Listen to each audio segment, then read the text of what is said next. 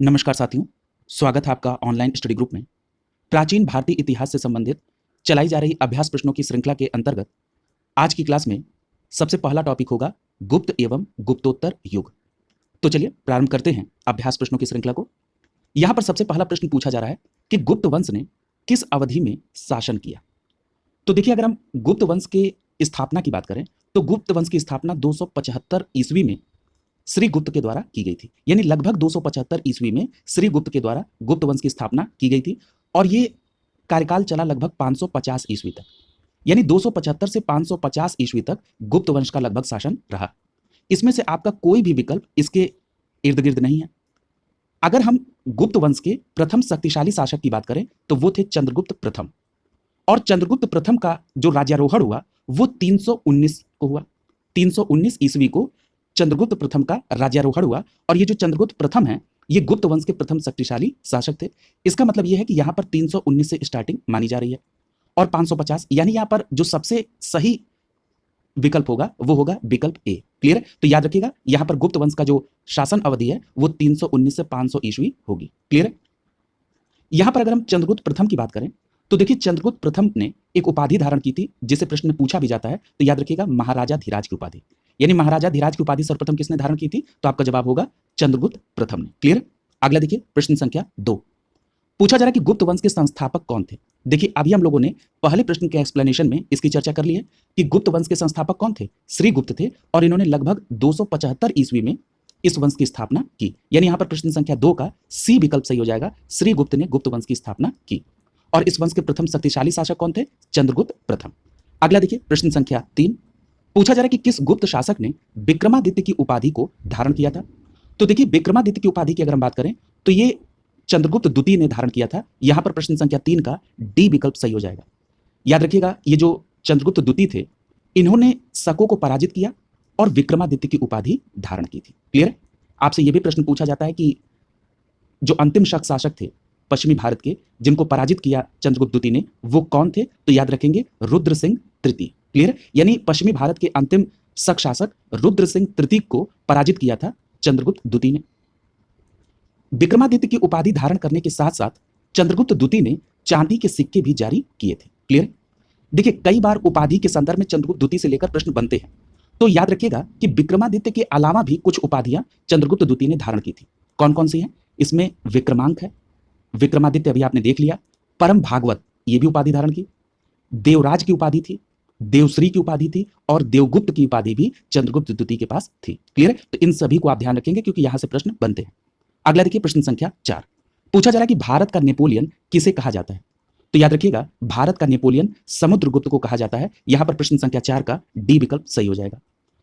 अब एक प्रश्न और बनता है एक स्टेप आगे बढ़कर कि समुद्रगुप्त को भारत का नेपोलियन किसने कहा था। तो याद रखिएगा, एक इतिहासकार थे जिनका नाम था विसेंट स्मिथ। क्या नाम था? Vincent Smith. इन्होंने अपनी रचना the early history of India में समुद्रगुप्त की वीरता और उनके विजय के आधार पर इन्हें भारत का नेपोलियन कहा। क्लियर? किसने कहा? विसेंट स्मिथ ने। क्लियर? अगला देखिए, प्रश्न संख्या 5 पूछा जा रहा है कि इलाहाबाद अशोक स्तंभ किसके बारे में या किसके शासन के बारे में सूचना प्रदान करता है। तो याद रखिएगा, इलाहाबाद का जो अशोक स्तंभ है यह समुद्रगुप्त के बारे में सूचना प्रदान करता है। प्रश्न संख्या 5 का यहां पर डी विकल्प सही हो जाएगा। एक बात और याद रखिएगा कि समुद्रगुप्त को कविराज भी कहा जाता है। क्या कहते हैं? कविराज। तो याद रखिएगा, समुद्रगुप्त को कविराज भी कहते हैं और इलाहाबाद का जो अशोक स्तंभ है वो समुद्रगुप्त के बारे में सूचना देता है। अगला देखिए, प्रश्न संख्या 6 पूछा जा रहा है कि प्रयाग प्रशस्ति किसके सैन्य अभियानों के बारे में जानकारी देता है। तो अभी चर्चा हुई है कि जो प्रयाग प्रशस्ति है ये जानकारी देता है समुद्रगुप्त के सैन्य अभियानों के बारे में। प्रश्न संख्या 6 का बी विकल्प यहां पर सही हो जाएगा। यहां पर एक बात और याद रखिएगा कि ये जो प्रयाग प्रशस्ति है जो कि समुद्रगुप्त के सैन्य अभियानों के बारे में जानकारी देती है, ये किसके द्वारा रचित है, ये भी प्रश्न पूछा जाता है। तो आपका जवाब होगा हरिशेन द्वारा। किसके द्वारा? हरिशेन द्वारा रचित है प्रयाग प्रशस्ति, जो कि समुद्रगुप्त के सैन्य अभियानों के बारे में जानकारी देता है। क्लियर? इतनी बात आप यहां पर कम से कम याद रखेंगे। देखिए, समुद्रगुप्त, प्रयाग प्रशस्ति, ये सभी जो नाम हैं ये परीक्षा के दृष्टिकोण से बहुत इंपॉर्टेंट है। यहां से प्रश्न निश्चित तौर पर बनते हैं। अब जैसे अगर मैं कुछ और प्रश्न यहीं पर कोरिलेट कर दूं, तो जैसे मान लीजिए समुद्रगुप्त की अगर हम बात करें तो समुद्रगुप्त को लिच्छवी दौहित्र भी कहा गया। किसमें? प्रयाग प्रशस्ति में। याद रखेंगे, प्रयाग प्रशस्ति में समुद्रगुप्त के लिए लिच्छवी दौहित्र शब्द का प्रयोग किया गया। और लिच्छवी दौहित्र का मतलब क्या है? लिच्छवी दौहित्र का मतलब यह है कि लिच्छवी कन्या से उत्पन्न। ठीक है, लिच्छवी दौहित्र का मतलब क्या है, लिच्छवी कन्या से उत्पन्न। क्लियर है, तो याद रखेंगे ये भी। समुद्रगुप्त के बारे में एक बात और याद रखिएगा कि समुद्रगुप्त के कुछ सिक्कों पर इसे वीणा वादन करते हुए भी दिखाया गया है। किसको, समुद्रगुप्त को। क्लियर है, यहां से भी प्रश्न आपके यहां बनते हैं। और अभी हमने आपको ऊपर भी बताया था कि समुद्रगुप्त को कविराज भी कहा जाता है। क्लियर है, तो इतनी बातें आप याद रखेंगे। अगला देखिए प्रश्न संख्या 7। प्रश्न संख्या 7 में पूछा जा रहा है कि समुद्रगुप्त के प्रयाग प्रशस्ति में कौशल के शासक का क्या नाम था। यहां पर एक बात याद रखिएगा कि अभी आपने ये देखा कि प्रयाग प्रशस्ति में समुद्रगुप्त के सैन्य अभियानों के बारे में भी जानकारी है। ये जो प्रयाग प्रशस्ति है इसमें दक्षिणापथ के 12 राज्यों और उनके राजाओं के नाम भी मिलते हैं। क्लियर है, कितने, 12 राज्यों और राजाओं के नाम। और इसी प्रयाग प्रशस्ति में जो कौशल है उसके राजा कौन थे, महेंद्र। ठीक है, तो याद रखेंगे कौशल के राजा कौन थे, महेंद्र। तो यहां पर प्रश्न संख्या 7 का सी विकल्प आपका आंसर हो जाएगा। क्लियर। अगला देखिए प्रश्न संख्या 8। पूछा जा रहा है कि समुद्रगुप्त के प्रयाग प्रशस्ति वाले स्तंभ पर निम्नलिखित में से किसका लेख मिलता है। बहुत अच्छा प्रश्न है और ये समीक्षा अधिकारी, सहायक समीक्षा अधिकारी 2016 के प्रीलिम्स में पूछा गया प्रश्न है। तो याद रखिएगा ये जो प्रयाग प्रशस्ति है जो कि समुद्रगुप्त के बारे में जानकारी देती है, इस पर जहांगीर के लेख है, रानी का अभिलेख है। मैं उन सभी तथ्यों को कोरिलेट कर रहा हूं जो कहीं ना कहीं पूछे गए हैं।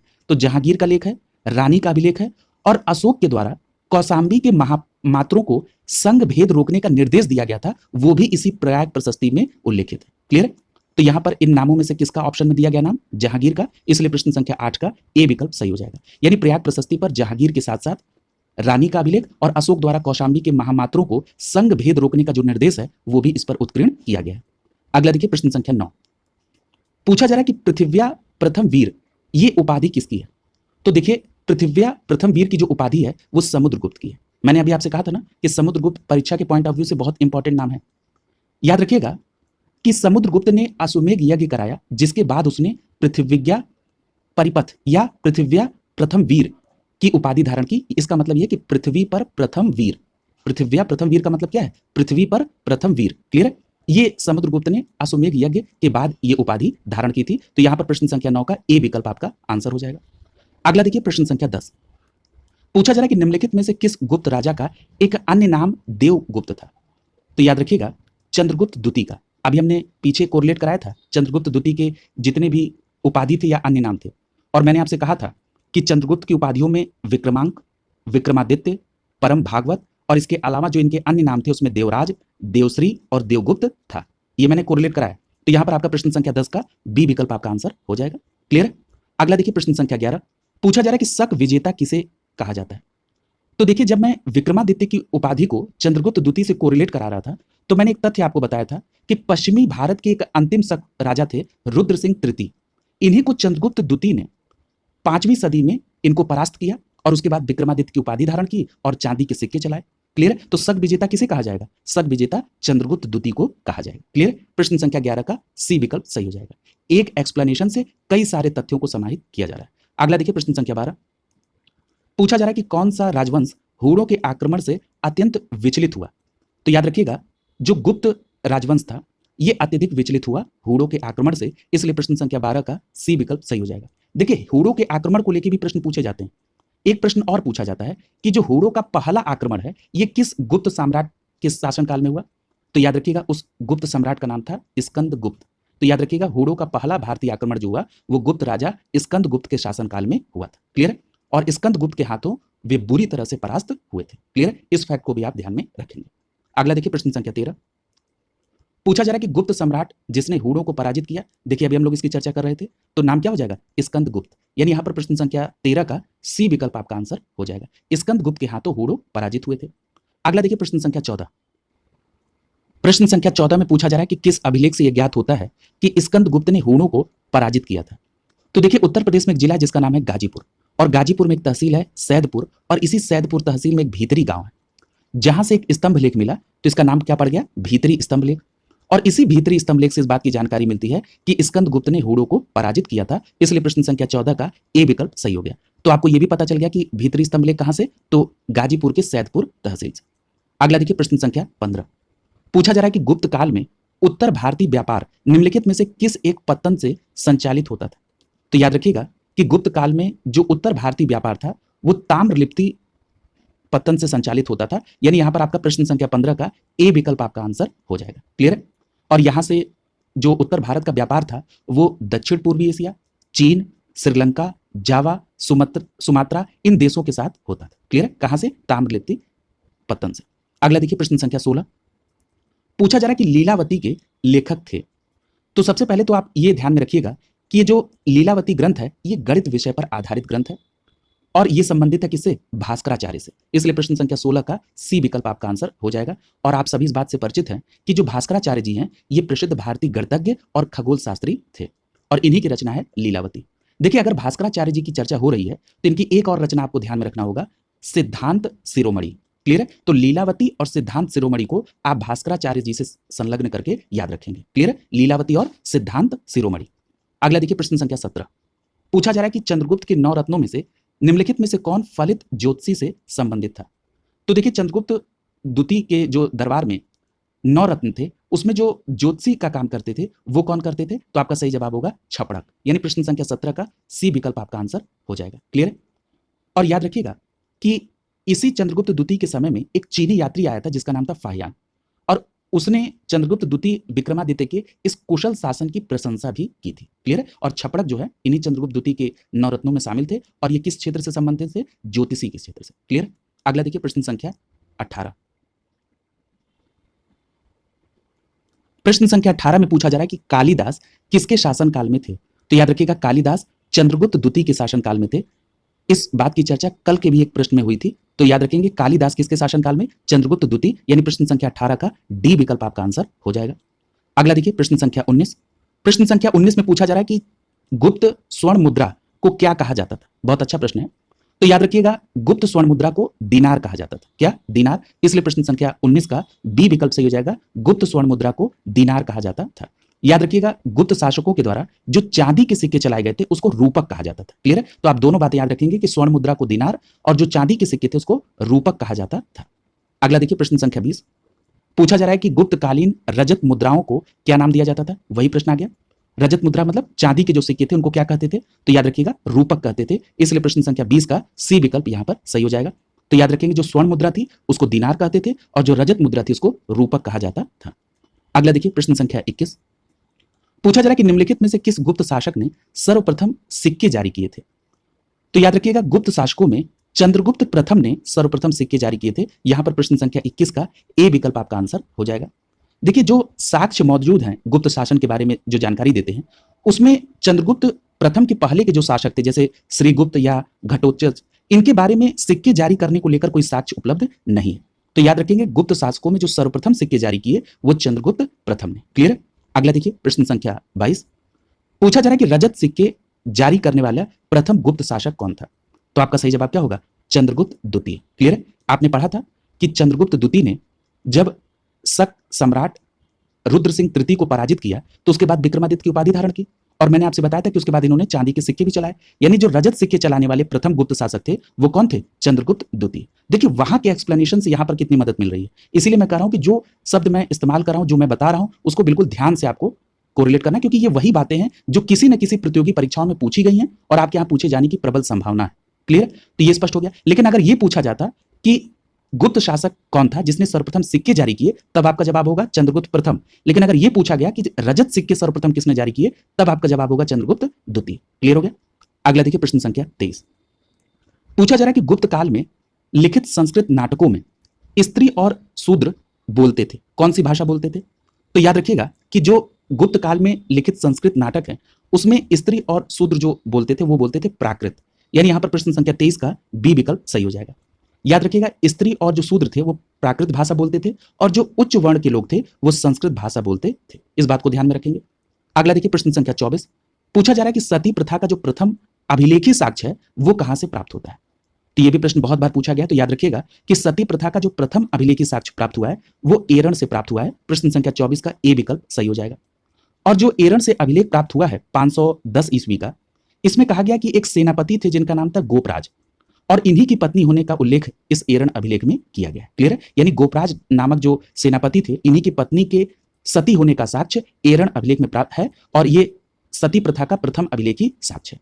अगला देखिए प्रश्न संख्या 25, पूछा जा रहा है कि नगरों का जो क्रमिक पतन है वो किस काल की एक महत्वपूर्ण विशेषता है? तो याद रखिएगा ये गुप्त काल की महत्वपूर्ण विशेषता है कि नगरों का क्रमिक पतन। यानी प्रश्न संख्या 25 का ए विकल्प आपका आंसर हो जाएगा। अगला देखिए प्रश्न संख्या 26, पूछा जा रहा है कि किस शासक वंश ने मंदिरों और ब्राह्मणों को सबसे अधिक अनुदान दिए। बहुत अच्छा प्रश्न है। देखिए मंदिरों को लेकर गुप्त काल से बहुत प्रश्न पूछे जाते हैं। तो देखिए गुप्त वंश ऐसा था जिसके शासकों ने मंदिरों और ब्राह्मणों के लिए सबसे अधिक ग्राम भू अनुदान दिया है। यानी ग्राम अनुदान सबसे ज्यादा किसमें? गुप्त वंश में। यानी यहाँ पर प्रश्न संख्या 26 का ए विकल्प सही हो जाएगा।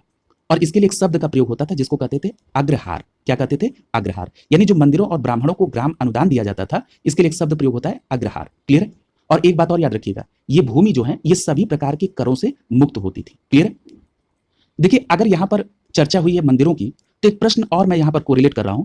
एक प्रश्न पूछा जाता है कि जो गुप्त वंश के शासक थे वो किस धर्मानुयायी थे? तो याद रखिएगा वैष्णव धर्मानुयायी थे। जो गुप्त वंश के शासक थे ये वैष्णव धर्मानुयायी थे। और इस बात का प्रमाण कैसे होता है? क्योंकि जो गुप्त शासकों का राज चिन्ह था वो था गरुड़, और गरुड़ किसका वाहन है? भगवान विष्णु का। तो ये इसका मतलब हो गया कि जो गुप्त शासक थे ये वैष्णव धर्मानुयायी थे। क्लियर है? और एक बात और याद रखिएगा कि मंदिर निर्माण की कला का जो प्रारंभ है वो गुप्त काल से ही माना जाता है। क्लियर है? तो इतनी बातें आप यहाँ पर मंदिरों के संदर्भ में भी याद रखेंगे। और याद रखिएगा आपकी परीक्षाओं में गुप्त काल के मंदिरों के स्थान भी पूछे जाते हैं। जैसे उदाहरण स्वरूप अगर आपको नहीं पता होगा तो आप अपने नोट्स में इसको नोट डाउन कर लीजिएगा। जैसे उदाहरण दशावतार मंदिर पूछा जाता है कि दशावतार मंदिर कहां पर है? तो याद रखिएगा ये जो दशावतार मंदिर है, सबसे पहली बात तो ये गुप्तकालीन मंदिर है। दूसरी बात ये कहां पर है? तो ये देवगढ़ में। देवगढ़ कहां पर है? ललितपुर उत्तर प्रदेश में। ठीक है? तो दशावतार मंदिर देवगढ़ ललितपुर उत्तर प्रदेश में। इसी तरह एक प्रश्न पूछा जाता है कि भीतर गांव का मंदिर कहां पर है? तो भीतर गांव का मंदिर जो है ये भीतर गांव कानपुर उत्तर प्रदेश में है। क्लियर है? तो ये याद रखिएगा। इसके अलावा कुछ मध्य प्रदेश में भी मंदिर हैं। जैसे एक पूछा जाता है मध्य प्रदेश का बहुत पॉपुलर प्रश्न है कि पार्वती मंदिर कहां है? तो याद रखिएगा ये मध्य प्रदेश के नचना कुठार में है और ये गुप्तकालीन मंदिर है। इसी तरह गुप्तकालीन मंदिर मध्य प्रदेश में विष्णु मंदिर है जो कि तिगवा में है, शिव मंदिर है जो कि भूसरा में है।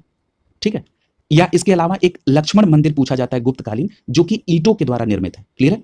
तो याद रखिएगा ये जो लक्ष्मण मंदिर ईंटों द्वारा निर्मित है गुप्तकालीन, ये सिरपुर में है जो कि रायपुर छत्तीसगढ़ में। क्लियर है? अगर आप इतने मंदिर याद रखते हैं तो यहां से प्रश्न बनने की पूरी संभावना रहती है। अगला देखिए प्रश्न संख्या 27, पूछा जा रहा है कि प्राचीन भारत में किस वंश का शासन स्वर्ण युग कहा जाता है? तो याद रखिएगा प्राचीन भारत में जो गुप्त वंश का शासन है इसे स्वर्ण युग कहा जाता है। यानी प्रश्न संख्या 27 का यहां पर सी विकल्प आपका आंसर हो जाएगा। देखिए गुप्त वंश के लिए स्वर्ण युग कहा जाता है, इसे गुप्त काल को ही क्लासिकल युग भी कहा जाता है। अगर पूछा जाए कि क्लासिकल युग किसको कहते हैं तब भी आपका जवाब होगा गुप्त वंश को। या आपसे कहा जाए कि भारत का पेरिक्लीन युग किसे कहा जाता है तब भी आपका जवाब होगा गुप्त। यानी स्वर्ण युग कहा जाए या क्लासिकल युग कहा जाए या भारत का पेरिक्लीन युग कहा जाए, आपका सीधा जवाब होगा गुप्त काल। क्लियर? अगला देखिए प्रश्न संख्या 28, पूछा जा रहा है कि निम्न में से किस काल में स्त्रियों की पुरुषों से बराबरी थी? तो देखिए अगर हम स्त्रियों की पुरुषों से बराबरी की बात करें तो ये केवल दिखती है ऋग्वैदिक काल में। क्लियर है?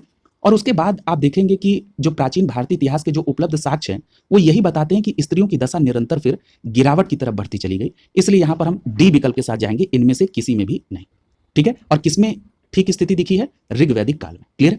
अगला देखिए प्रश्न संख्या 29, पूछा जा रहा है कि गुप्त युग में भूमि राजस्व की दर क्या थी? बहुत अच्छा प्रश्न है ये। तो याद रखिएगा ये जो गुप्त शासन काल था इसमें लोग राज्य की भूमि पर भी कृषि करते थे और इसके लिए उनको एक भाग राजा को कर के रूप में देना पड़ता था और इसका जो कर निर्धारित था वो उपज का छठा भाग यानी 1/6 भाग होता था। यानी यहां पर प्रश्न संख्या 29 का बी विकल्प आपका आंसर हो जाएगा। अगला देखिए प्रश्न संख्या 30, पूछा जा रहा है कि किस प्रकार की भूमि को अप्रहत कहा जाता था? तो याद रखिएगा बिना जोती हुई जो जंगली भूमि है उसको अप्रहत कहा जाता था। क्लियर है?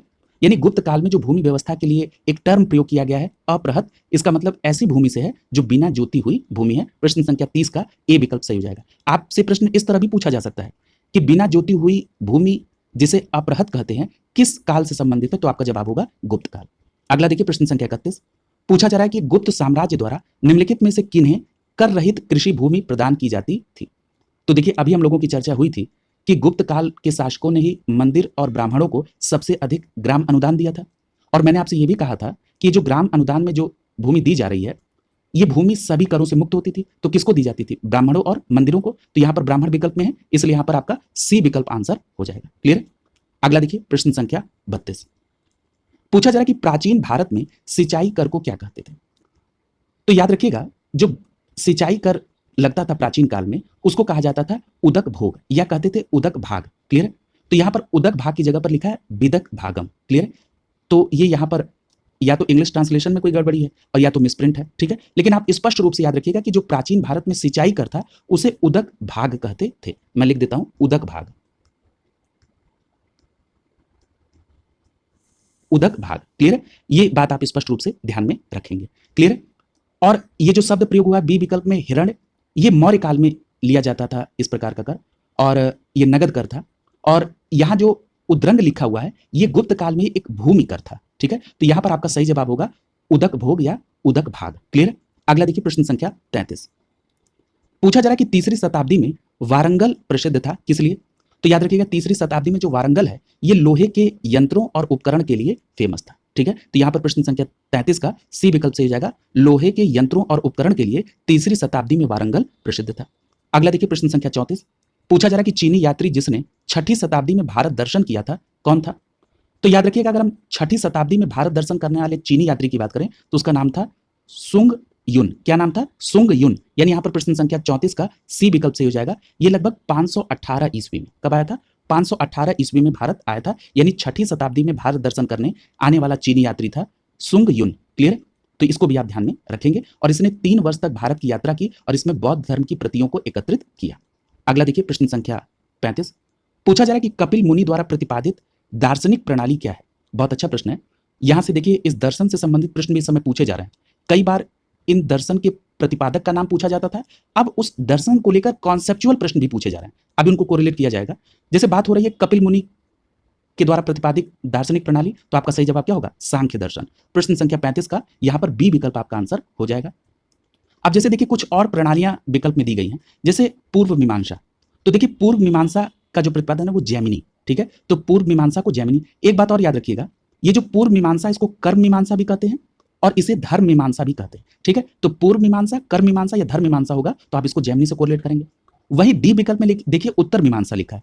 उत्तर मीमांसा पूछा जाएगा अगर आपसे तो आप बताएंगे प्रवर्तक इसके बदरायण। ठीक है, और सी विकल्प में न्याय दर्शन लिखा है, तो याद रखिएगा न्याय दर्शन के लिए आप नाम लेंगे गौतम का। ठीक है, गौतम को अच्छपाद भी कहा जाता है। क्लियर है? तो याद रखिएगा न्याय दर्शन गौतम के द्वारा, और गौतम को अच्छपाद भी कहा जाता है।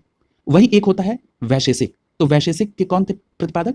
कणाद, या इनको उलूक भी कहते हैं। ठीक है, तो वैशेषिक के कौन थे? कणाद या उलूक। तो ये बातें आप यहां पर निश्चित रूप से ध्यान में रखेंगे। अगला देखिए प्रश्न संख्या 36। पूछा जा रहा है कि योग दर्शन के प्रतिपादक कौन है? तो याद रखिएगा योग दर्शन के जो प्रतिपादक है उनका नाम है पतंजलि। यहां पर प्रश्न संख्या 36 का ए विकल्प आपका आंसर हो जाएगा कि पतंजलि ने योग दर्शन का प्रतिपादन किया था। अगला देखिए प्रश्न संख्या 37। पूछा जा रहा है कि केवल प्रत्यक्ष प्रमाण को स्वीकार करता है कौन? तो याद रखिएगा केवल प्रत्यक्ष प्रमाण को स्वीकार करते हैं चारवाक। ठीक है, तो याद रखेंगे चारवाक जो है ये केवल प्रत्यक्ष प्रमाण को ही स्वीकार करते हैं और अन्य प्रमाणों का ये निषेध करते हैं। बहुत अच्छा प्रश्न है। अगला देखिए प्रश्न संख्या 38। पूछा जा रहा है कि अधोलिखित में से कौन एक चारवाक के अनुसार सर्वोच्च मूल है? तो अभी तो आपने देखा कि चारवाक दर्शन केवल प्रत्यक्ष प्रमाण को ही मानता है। याद रखिएगा ये जो चारवाक दर्शन है इसको लोकायत दर्शन भी कहते हैं। ये भी याद रखिएगा, चारवाक दर्शन को क्या कहते हैं? लोकायत दर्शन। ठीक है, और ये भारत में जो 4 पुरुषार्थ हैं उसमें सबसे परम पुरुषार्थ मानता है काम को। ठीक है, यानी चारवाक की नजर में सर्वोच्च मूल्य किसका है? काम का। यानी यहां पर प्रश्न संख्या 38 का सी विकल्प सही हो जाएगा। देखिए चारवाक दर्शन का मानना था कि जो कर्म काम की पूर्ति करे या जो मनुष्य को सुख प्रदान करे वही उचित है। ये चारवाक का सर्वोच्च मूल्य था। क्लियर है? चारवाक दर्शन के बारे में एक बात और याद रखिएगा, ये पुनर्जन्म को निषेध, मतलब पुनर्जन्म ये विश्वास नहीं करते थे। चारवाक दर्शन का मानना था कि आज जो है उसको खाइए, उसको एंजॉय करिए, घी पीजिए, अगर मान लीजिए पैसा नहीं है तो उधार लेके घी पीजिए, फिर पुनर्जन्म नहीं होने वाला है। क्लियर है? तो ये मूल दर्शन था किसका? चारवाक का, जो मैंने आपको बिल्कुल साधारण लैंग्वेज में बताया ताकि आप उसको कभी भूलें ना। क्लियर है? अगला देखिए प्रश्न संख्या 39। पूछा जा रहा है कि न्याय दर्शन को प्रचारित किया था। अभी हम लोगों ने चर्चा की थी कि न्याय दर्शन कौन था? गौतम। और मैंने इनका एक और नाम बताया अच्छपाद। क्लियर है? यानी यहां पर प्रश्न संख्या 39 का बी विकल्प आपका आंसर हो जाएगा। न्याय दर्शन को प्रचारित किया गौतम या अच्छपाद। अगला देखिए प्रश्न संख्या 40। पूछा जा रहा है कि मीमांसा के प्रणेता कौन थे? तो याद रखिएगा मीमांसा के जो प्रणेता थे उनका नाम है जैमिनी। क्लियर है? तो यहां पर ये तो दिया नहीं कि पूर्व मीमांसा या उत्तर मीमांसा, तो जो विकल्प में नाम है उसी आधार पर आपको रिलेट करेंगे। तो यहाँ पर पूर्व मीमांसा से संबंधित नाम जैमिनी दिया है, इसलिए आप डी विकल्प सही करेंगे। और अगर यहाँ पर उत्तर मीमांसा दिया गया था तब आप बदरायण चयन करते। अगला देखिए प्रश्न संख्या 41। प्रश्न संख्या 41 में पूछा जा रहा है कि कर्म का सिद्धांत संबंधित है। अब देखिए हम लोग फैक्चुअल की जगह पर अब हम लोग कॉन्सेप्चुअल की तरफ बढ़ रहे हैं। देखिए अगर कर्म के सिद्धांत की बात करें तो ये मीमांसा दर्शन से संबंधित है। ठीक है, यानी कर्म का सिद्धांत किससे संबंधित है? मीमांसा दर्शन से संबंधित है। तो यहां पर प्रश्न संख्या 41 का आपका बी विकल्प सही हो जाएगा। क्लियर है? और याद रखिएगा मैंने अभी कोरिलेट आपको कराया था कि जो पूर्व मीमांसा है, ठीक है, इसे कर्म मीमांसा या धर्म मीमांसा भी कहते हैं। ठीक है, तो याद रखिएगा कर्म के सिद्धांत को मीमांसा दर्शन, इसे पूर्व मीमांसा, कर्म मीमांसा या धर्म मीमांसा भी कहते हैं। क्लियर। अगला देखिए प्रश्न संख्या 42। पूछा जा रहा है कि किस दर्शन का मत है कि वेद शाश्वत सत्य है। तो देखिए वेद शाश्वत सत्य है, ये मानना है मीमांसा दर्शन का। किसका? मीमांसा दर्शन का। प्रश्न संख्या 42 का यहां पर सी विकल्प सही हो जाएगा। याद रखिएगा जो पूर्व मीमांसा दर्शन है इसमें वेद के कर्मकांड का भाग दिया गया है और जो उत्तर मीमांसा है उसमें वेद के ज्ञान कांड का भाग दिया गया है। ठीक है, यानी वेद शाश्वत सत्य है, ये तो मीमांसा से संबंधित हो गया, लेकिन पूर्व मीमांसा दर्शन में वेद के कर्मकांड और उत्तर मीमांसा दर्शन में वेद के ज्ञान कांड का भाग दिया गया है। तो ये भी बात ध्यान में रखेंगे। यानी दो बातें अभी तक आपने देखी कि कर्म का सिद्धांत मीमांसा दर्शन से संबंधित है और दूसरी बात कि मीमांसा दर्शन में ही कहा गया कि वेद को कि ये शाश्वत सत्य है। ठीक है, अगला देखिए प्रश्न संख्या 43। पूछा जा रहा है कि अपूर्व का सिद्धांत किससे संबंधित है। तो देखिए जो अपूर्व का सिद्धांत है यह संबंधित है मीमांसा से। क्लियर है, यानी अपूर्व का सिद्धांत का मतलब क्या है कि जो कर्म और उसके परिणाम के बीच की जो अलौकिक कड़ी है वही तो अपूर्व है। ठीक है, यानी जो कर्म और परिणाम के बीच की अलौकिक कड़ी है उसी को ही अपूर्व कहा जाता है। ठीक है, और अपूर्व का सिद्धांत किससे संबंधित है? मीमांसा दर्शन से संबंधित है। ठीक है, तो याद रखेंगे कि मीमांसा दर्शन एक अदृष्ट शक्ति की कल्पना करता है। ठीक है, तो अब तक आपने मीमांसा दर्शन के बारे में क्या क्या बातें देखी, मैं एक जगह उसको कोरिलेट कर रहा हूं। आपने देखा कि कर्म का सिद्धांत मीमांसा दर्शन से संबंधित है। दूसरी बात आपने देखा कि मीमांसा दर्शन जो है ये वेद को शाश्वत सत्य मानता है। और तीसरी बात आपने देखी कि जो अपूर्व का सिद्धांत है ये मीमांसा दर्शन से संबंधित है, यानी जो मीमांसा दर्शन है इसमें एक अदृष्ट शक्ति की कल्पना की गई। क्लियर है, अगला देखिए प्रश्न संख्या 44। पूछा जा रहा है कि निम्नलिखित युग्मों में से कौन सा एक भारतीय षड्दर्शन का भाग नहीं है। तो देखिए भारतीय षड्दर्शन का भाग कौन सा नहीं है? देखिए मीमांसा और वेदांत ये तो भाग है, न्याय और वैशेषिक ये भी भाग है। मैंने बताया था न्याय के साथ वैशेषिक के लिए मैंने बताया था कि कणाद या उलूक इसके प्रवर्तक, और सांख्य और योग भी है। ठीक, यानी यहां पर ए बी डी ये तो भारतीय षड्दर्शन के भाग हैं। अब देखिए सी विकल्प में लिखा लोकायत और कापालिक। याद करिए अभी हमने लोकायत दर्शन को कोरिलेट किया था कहीं पर, किससे? चारवाक दर्शन से। मैंने आपसे कहा था कि चारवाक दर्शन को लोकायत दर्शन भी कहते हैं। तो यहां पर सीधा सीधा जवाब क्या हो जाएगा? प्रश्न संख्या 44 का सी विकल्प यहां पर सही हो जाएगा।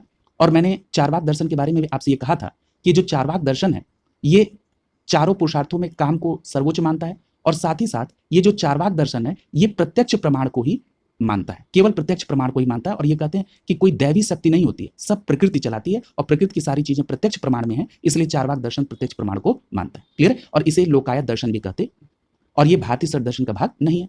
अगला देखिए प्रश्न संख्या 45। पूछा जा रहा है कि लोकायत दर्शन किसको कहा जाता है। देखिए फिर से आ गया, तो यहां पर प्रश्न संख्या 45 का सी विकल्प से हो जाएगा चारवाक दर्शन को। अगला देखिए प्रश्न संख्या 46। पूछा जा रहा है कि अद्वैत दर्शन के संस्थापक हैं। तो याद रखिएगा ये जो अद्वैत दर्शन है इसके संस्थापक आदि शंकराचार्य, यानी यहां पर प्रश्न संख्या 46 का ए विकल्प सही हो जाएगा।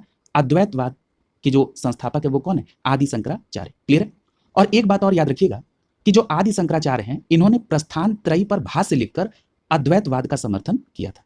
ठीक है, तो प्रस्थान त्रयी पर भाष्य किसने लिखा? आदि शंकराचार्य, और इन्होंने फिर अद्वैतवाद का समर्थन किया।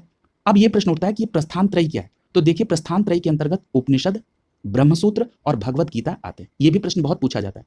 ये पूछा जाता है कि निम्नलिखित में से कौन प्रस्थान त्रयी के अंतर्गत नहीं। तो वहां पर ऑप्शन में इन तीन नाम के अलावा एक और कोई नाम लिखा रहेगा और उसी को आपको फाइंड आउट करना होगा। तो याद रखेंगे प्रस्थान त्रयी में उपनिषद, ब्रह्मसूत्र और भगवत गीता है। अगला देखिए प्रश्न संख्या 47। पूछा जा रहा है कि प्रच्छन्न बौद्ध किसे कहा जाता है। तो याद रखिएगा प्रच्छन्न बौद्ध कहा जाता है शंकराचार्य को। क्लियर, तो यहां पर प्रश्न संख्या 47 का सही जवाब क्या होगा? विकल्प ए सही हो जाएगा, शंकराचार्य को प्रच्छन्न बौद्ध कहा जाता है। अब इनको प्रच्छन्न बौद्ध क्यों कहा जाता है? क्योंकि याद रखिएगा कि बौद्ध धर्म की कई संकल्पनाओं को अपने दर्शन में शामिल किया शंकराचार्य ने, इसीलिए इनको प्रच्छन्न बौद्ध कहा जाता है। क्लियर हो गया, अगला देखिए प्रश्न संख्या 48। पूछा जा रहा है कि निम्नलिखित में से अद्वैत वेदांत के अनुसार किसके द्वारा मुक्ति प्राप्त की जा सकती है। यानी जो अद्वैत वेदांत का कॉन्सेप्ट है वो मुक्ति के लिए कौन सा रास्ता बताता है? तो वो ज्ञान का रास्ता बताता है। ठीक है, उन्होंने कहा, अद्वैत वेदांत के सिद्धांत ने कहा कि केवल ज्ञान ही वो साधन है जिससे मुक्ति मिल सकती है। तो यहां पर प्रश्न संख्या 48 का ए विकल्प आपका आंसर हो जाएगा। अगला देखिए प्रश्न संख्या 49। पूछा जा रहा कि निम्नलिखित में से किसका संबंध वेदांत दर्शन के साथ नहीं है। तो देखिए अभी आपने चर्चा कर ली कि शंकराचार्य के द्वारा क्या? अद्वैतवाद, यानी ये वेदांत दर्शन के अंतर्गत आ गए। फिर वहीं सी विकल्प में लिखा है रामानुज। तो रामानुज किससे संबंधित है? विशिष्टाद्वैत से, तो ये भी शामिल है। अगर माधवाचार्य की बात करें तो द्वैतवाद के संबंध में है। ठीक है, तो यानी यहाँ पर शंकराचार्य, रामानुज और माधवाचार्य ये सभी लोग वेदांत दर्शन से संबंधित हैं। बी विकल्प में लिखा है अभिनव गुप्त। तो याद रखिएगा ये जो अभिनव गुप्त हैं इनकी जो पॉपुलैरिटी है वो तंत्र और अलंकार शास्त्र के क्षेत्र में। ठीक है, तो ये यहाँ पर तर्क शास्त्र से जुड़े हुए हैं। तो यहाँ पर प्रश्न संख्या 49 का बी विकल्प सही जाएगा। अभिनव गुप्त वेदांत दर्शन के साथ संबंध नहीं है, ये दर्शन के क्षेत्र में तर्क शास्त्र से जुड़े थे। ठीक है, अगला देखिए प्रश्न संख्या 50। पूछा जा रहा है कि मौखरी शासकों की राजधानी कहाँ थी। तो सबसे पहले तो ये समझ लीजिए कि ये जो मौखरी थे ये गुप्तों के सामंत थे। क्लियर है, और इनका जो मूल निवास था वो गया में था। क्लियर है, और मौखरी वंश के जो शासक हैं इन्होंने अपनी राजधानी कन्नौज में बनाई थी। तो यहाँ पर प्रश्न संख्या 50 का बी विकल्प सही हो जाएगा। प्रश्न आपसे कभी इस तरह भी पूछ सकता है कि निम्नलिखित में से कौन गुप्तों के सामंत थे, तो आपका जवाब क्या होगा, मौखरी, और इन्होंने अपनी राजधानी कन्नौज बनाई। अगर हम कुछ मौखरी शासकों के नाम के बारे में चर्चा कर लें तो इसमें हरिवर्मा, आदित्य वर्मा, ईशान वर्मा, सर्व वर्मा, गृह वर्मा ये सभी मौखरी वंश के शासक थे। अगला देखिए प्रश्न संख्या 51। पूछा जा रहा है कि हर्षचरित नामक पुस्तक किसने लिखी थी। तो याद रखिएगा हर्षचरित की जो रचना है वो बाणभट्ट ने की थी। यानी यहाँ पर प्रश्न संख्या 51 का बी विकल्प सही जाएगा। हर्षचरित संबंधित है बाणभट्ट से। प्रश्न संख्या 52 देखिए, पूछा जा रहा है कि सम्राट हर्ष ने अपनी राजधानी थानेश्वर से कहां पर स्थानांतरित की थी। तो याद रखिएगा सम्राट हर्ष ने अपनी राजधानी थानेश्वर से कन्नौज स्थानांतरित की थी। कहां पर, थानेश्वर से कन्नौज स्थानांतरित की थी। प्रश्न संख्या 52 का सी विकल्प सही हो जाएगा। ऐसा था कि ये जो हर्षवर्धन थे इन्होंने अपनी बहन राजश्री को प्रशासनिक कार्यों में सहायता देने के लिए अपनी राजधानी थानेश्वर से कन्नौज कराने का एक विकल्प बनाया। क्लियर है, तो याद रखेंगे थानेश्वर से कन्नौज किसने स्थानांतरित किया, सम्राट हर्ष ने। अगला देखिए प्रश्न संख्या 53। पूछा जा रहा है कि सम्राट हर्षवर्धन ने 2 महान धार्मिक सम्मेलनों का आयोजन किया कहां पर। तो याद रखिएगा ये जो हर्षवर्धन है इन्होंने महायान जो शाखा थी उसकी उत्कृष्टता को सिद्ध करने के लिए एक सम्मेलन बुलाया। कहां पर, कन्नौज में। और इस सम्मेलन में विभिन्न धर्मों और संप्रदायों के आचार्यों को बुलाया गया था। क्लियर है, तो एक तो कन्नौज हो गया। दूसरा स्थान है प्रयाग। याद रखिएगा हर्षवर्धन के ही शासनकाल में प्रत्येक 5वें वर्ष प्रयाग में एक संगम क्षेत्र में एक समारोह का आयोजन होता था और इसे कहा जाता था महामोक्ष परिषद। क्या कहते थे, महामोक्ष परिषद। क्लियर, तो ये स्पष्ट हो गया कि हर्षवर्धन के शासनकाल में जो 2 धार्मिक सम्मेलन होते थे वो एक कन्नौज में और दूसरा प्रयाग में। यहां पर प्रश्न संख्या 53 का ए विकल्प यहां पर सही हो जाए। अगला देखिए प्रश्न संख्या 54। पूछा जा रहा है कि कवि बाण निवासी थे कहां के। तो देखिए अभी आपने पढ़ा था कि बाणभट्ट ने हर्षचरित लिखा था और ये जो बाणभट्ट हैं इनका जन्म जो है वो बिहार में सोन नदी के किनारे प्रीतिकूट गांव में हुआ था। ठीक है, सोन नदी के किनारे प्रीतिकूट गांव में हुआ था, इसलिए प्रश्न संख्या 54 का डी विकल्प यहां पर सही हो जाएगा। तो देखिए बाणभट्ट को तो आपने ये देख लिया कि हर्षवर्धन के समय के, लेकिन यहां पर एक बात और याद रखिएगा, अगर इनके पिता का नाम पूछा जाए तो बाणभट्ट के पिता का नाम था चित्रभानु और इनकी माता का नाम क्या था, राज देवी। क्लियर। अगला देखिए प्रश्न संख्या 55। पूछा जा रहा है कि ह्वेनसांग किसके शासनकाल में भारत आया था। तो याद रखिएगा हर्षवर्धन के शासनकाल में चीनी यात्री ह्वेनसांग भारत आया था। ये जो ह्वेनसांग है ये कहां का था, चीनी यात्री था और ये हर्षवर्धन के शासनकाल में आया था। प्रश्न संख्या 55 का बी विकल्प आपका आंसर हो जाएगा। अगला देखिए, और इसको याद करने का एक ट्रिक देख लीजिए, ह से हर्षवर्धन और ह से ह्वेनसांग। क्लियर। अगला देखिए प्रश्न संख्या 56। पूछा जा रहा है कि चीनी यात्री ह्वेनसांग ने किस विश्वविद्यालय में अध्ययन किया था। तो देखिए ये जो ह्वेनसांग है ये लगभग 637 ईस्वी के आसपास नालंदा विश्वविद्यालय गया था और उस समय वहां के कुलपति कौन थे, आचार्य शीलभद्र। इससे भी संदर्भित प्रश्न पूछा जाता है और वहां पर 1.5 वर्ष तक इन्होंने नालंदा में निवास करके योग शास्त्र का अध्ययन किया था। किसने, ह्वेनसांग ने। तो यहाँ पर आपका प्रश्न संख्या 56 का सही जवाब होगा विकल्प डी और उस समय नालंदा में कुलपति कौन थे, आचार्य शीलभद्र। अगला देखिए प्रश्न संख्या 57। पूछा जा रहा है कि सीयू की ये किसके यात्रा वृतांत है। तो याद रखिएगा ये जो सीयू की यात्रा वृतांत है ये ह्वेनसांग से संबंधित है। यहाँ पर प्रश्न संख्या 57 का डी विकल्प सही हो जाएगा। अगला देखिए प्रश्न संख्या 58। पूछा जा रहा है कि चीनी लेखक भारत का उल्लेख किस नाम से करते हैं। तो याद रखिएगा अगर हम भारत के नाम की बात करें जो कि चीनी लेखकों के द्वारा उल्लेखित किया गया है तो वो नाम है इसमें इन टू, यानी यहां पर प्रश्न संख्या 58 का बी विकल्प से जाएगा इन टू। ठीक है, और एक नाम और जिक्र किया गया है थियान टू, हम लिख देते हैं थियान, थियान टू। ठीक है, थियान टू। ठीक है, अगला देखिए प्रश्न थियान टू और इन टू, यानी प्रश्न संख्या 58 का यहां पर बी विकल्प आपका आंसर हो जाएगा। प्रश्न संख्या 59 देखिए, पूछा जा रहा है कि नालंदा विश्वविद्यालय का विनाश का कारण था। तो देखिए नालंदा विश्वविद्यालय की अगर हम बात करें तो आप सभी जानते हैं कि 5वीं सदी के दौरान कुमारगुप्त प्रथम के द्वारा नालंदा विहार अस्तित्व में आया था और ये जो नालंदा विश्वविद्यालय के विनाश की बात है, तो ये बख्तियार खिलजी के अधीन जो तुर्क मुसलमान आक्रमणकारी थे उन्हीं के द्वारा इसे नष्ट किया गया। तो यहाँ पर प्रश्न संख्या 59 का जो सही जवाब होगा वो विकल्प ए सही हो जाएगा। क्लियर? यानी बख्तियार खिलजी के अधीन तुर्क मुस्लिमों आक्रमणकारियों के द्वारा नालंदा विश्वविद्यालय को नष्ट किया गया। अगला है प्रश्न संख्या 60।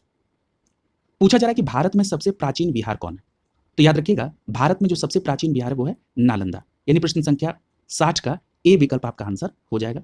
अभी चर्चा मैंने की कि 5वीं सदी के दौरान कुमारगुप्त प्रथम के समय में नालंदा विहार अस्तित्व में आया था। अगला है प्रश्न संख्या 61। पूछा जा रहा है कि नालंदा कहां पर है? तो आपका जवाब हो जाएगा बिहार में।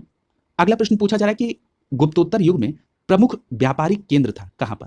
तो याद रखिएगा, जो गुप्तोत्तर युग था उसमें व्यापार का केंद्र उज्जैन से हटकर कन्नौज हो गया था। क्लियर है? तो याद रखेंगे यहां पर प्रश्न संख्या 62 का ए विकल्प सही हो जाएगा कि गुप्तोत्तर युग में जो व्यापार का केंद्र था वो उज्जैन से हटकर कन्नौज हो गया था, तो कन्नौज आपका आंसर हो जाएगा। प्रश्न संख्या 62 का ए विकल्प सही हो जाएगा। अगला देखिए प्रश्न संख्या 63।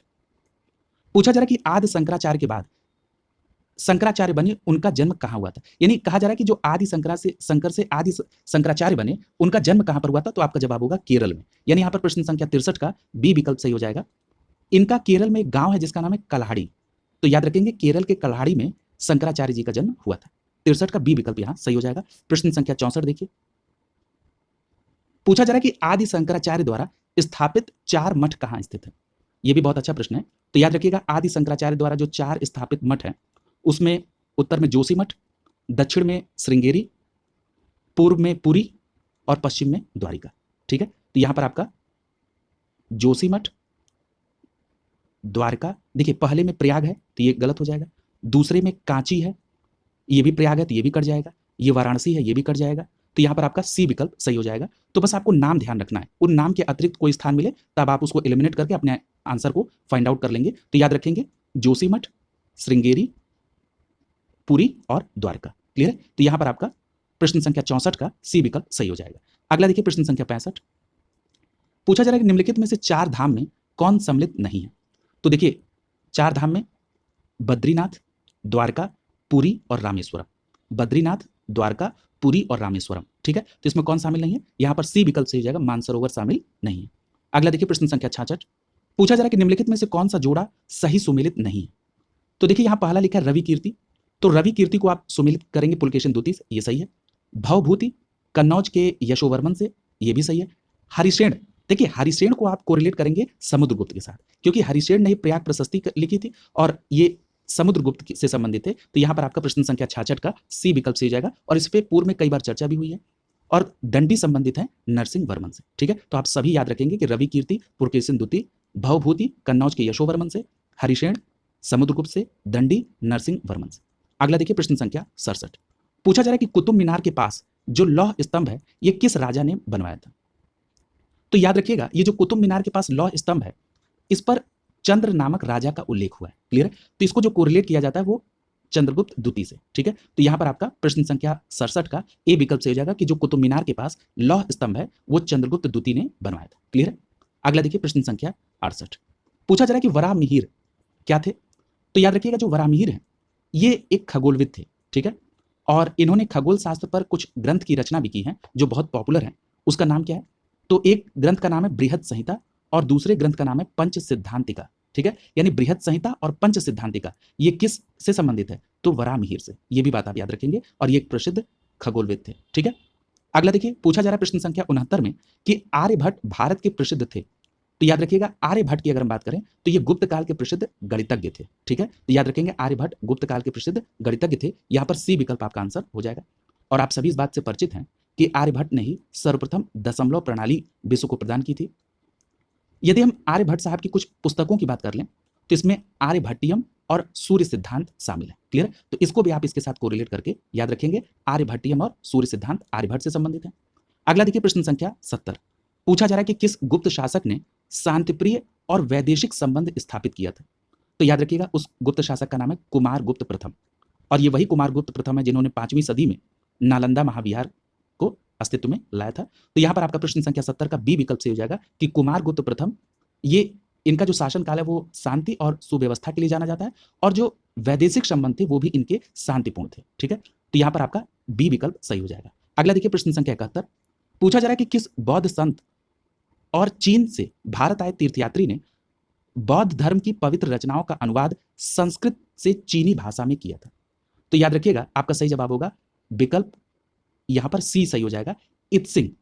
याद रखिएगा ये जो इत्सिंग है ये 671 से 695 के मध्य भारत आया था और इसने 56 संस्कृत ग्रंथों का चीनी भाषा में अनुवाद कराया था। ठीक है, तो यहां पर इत्सिंग इसका सही जवाब होगा, आइचिंग लिखा है। ठीक है, इत्सिंग यहां पर सही जवाब होगा। और ये जो इत्सिंग है ये ह्वेनसांग के बाद भारत आया था। ठीक है, ह्वेनसांग जो हर्षवर्धन के शासनकाल में आया उसके बाद भारत में यात्रा पर इत्सिंग आया था और इसने लगभग 56 संस्कृत ग्रंथों का चीनी भाषा में अनुवाद कराया था। अगला देखिए प्रश्न संख्या 72।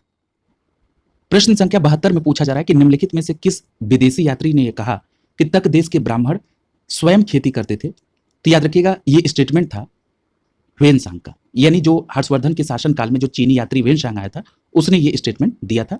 प्रश्न संख्या 72 का ए विकल्प आपका आंसर हो जाएगा। अगला देखिए प्रश्न संख्या 73। पूछा जा रहा है कि निम्नलिखित यात्रियों के आने का सही कालानुक्रम व्यवस्थित करिए। और देखिए इसमें आप अधिकतर यात्रियों के राजा के काल से संबंधित हैं। अगर मान लीजिए आपको ईयर याद नहीं है फिर भी आप इसको कोरिलेट करके आंसर कर सकते हैं। अब जैसे किस प्रकार, अब विकल्प ए देखिए, आपको पता है कि फाहियान किसके समय में आया था? चंद्रगुप्त द्वितीय के समय में, ह्वेनसांग हर्षवर्धन के शासनकाल में, और मेगास्थनीज ये आया था चंद्रगुप्त मौर्य के शासनकाल में। यानी यहां पर मेगास्थनीज लास्ट में कैसे हो सकता है? ये तो चंद्रगुप्त मौर्य के शासनकाल में है, ये यहां पर सबसे पहले होना चाहिए था, यानी ए आपका सही कालानुक्रम नहीं है। दूसरा देखिए, दूसरे विकल्प में लिखा है कि ह्वेनसांग जो कि हर्षवर्धन के शासनकाल में आया, ये सही है। इत्सिंग, अभी हम लोगों की चर्चा हुई थी कि ह्वेनसांग के बाद इत्सिंग भारत में आया था। ठीक है, और इसने यहां पर लगभग 56 संस्कृत ग्रंथों का चीनी भाषा में अनुवाद भी प्रस्तुत किया था, तो ये यहां पर ये तो सही है। उसके बाद लिखा है थॉमस रो। अब देखिए थॉमस रो को कहां ले गया? मुगल काल में, और आपको पता है कि मुगल काल में जहांगीर के दरबार में ये थॉमस रो आया था, तो ये यहां पर इसका कालानुक्रम बिल्कुल सही व्यवस्थित है, यानी यहां पर प्रश्न संख्या 73 का बी विकल्प आपका आंसर हो जाएगा। ठीक है, और जो सी विकल्प है ये क्यों गलत हो रहा है? क्योंकि ह्वेनसांग और उसके बाद फाहियान और उसके बाद इत्सिंग दिया हुआ है, तो ये स्पष्ट है कि जो ह्वेनसांग है ये हर्षवर्धन में आया था और फाहियान आया था चंद्रगुप्त द्वितीय में, तो फाहियान तो पहले आया था, तो इसी आधार पर यहां पर सी और डी यही गलत हो जाएगा, यानी यहां पर बी विकल्प सही हो जाएगा। क्लियर है? देखिए मेगास्थनीज चंद्रगुप्त मौर्य के शासनकाल में, फाहियान चंद्रगुप्त द्वितीय के शासनकाल विक्रमादित्य में, ह्वेनसांग हर्षवर्धन के शासनकाल में, इत्सिंग जो है ये 671 से 695 के समय में, और थॉमस रो जो है ये जहांगीर के शासनकाल में आया था। अगला देखिए प्रश्न संख्या 74। पूछा जा रहा है कि हर्षवर्धन ने शासन किया था किस समय? तो याद रखिएगा हर्षवर्धन ने 7वीं सदी के दौरान, यानी इसने इसका जो शासन है वो 606 से 647 तक है। ठीक है, तो ये किस सदी में हो गया? 7वीं सदी में इसने शासन किया था, और ये जो हर्षवर्धन है ये पुष्यभूति वंश का शासक था। ठीक है, यानी यहाँ पर प्रश्न संख्या 74 का सी विकल्प यहाँ पर सही हो जाएगा। और हर्षवर्धन ने अपनी राजधानी कहाँ बनाई? कन्नौज। क्लियर है, यहाँ पर प्रश्न संख्या 74 का सी विकल्प सही होगा। प्रश्न संख्या 75 देखिए, पूछा जा रहा है कि हर्ष की आत्मकथा निम्नलिखित में से किसने लिखी थी?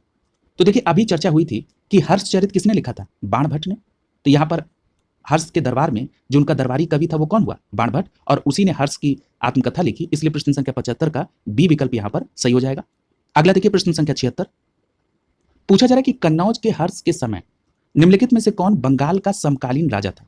तो याद रखिएगा जब कन्नौज में हर्षवर्धन का शासनकाल था तो उस समय बंगाल का जो राजा था उसका नाम शशांक था। क्या नाम था? शशांक था। यहां पर प्रश्न संख्या 76 का आपका विकल्प ए सही हो जाएगा। क्लियर है?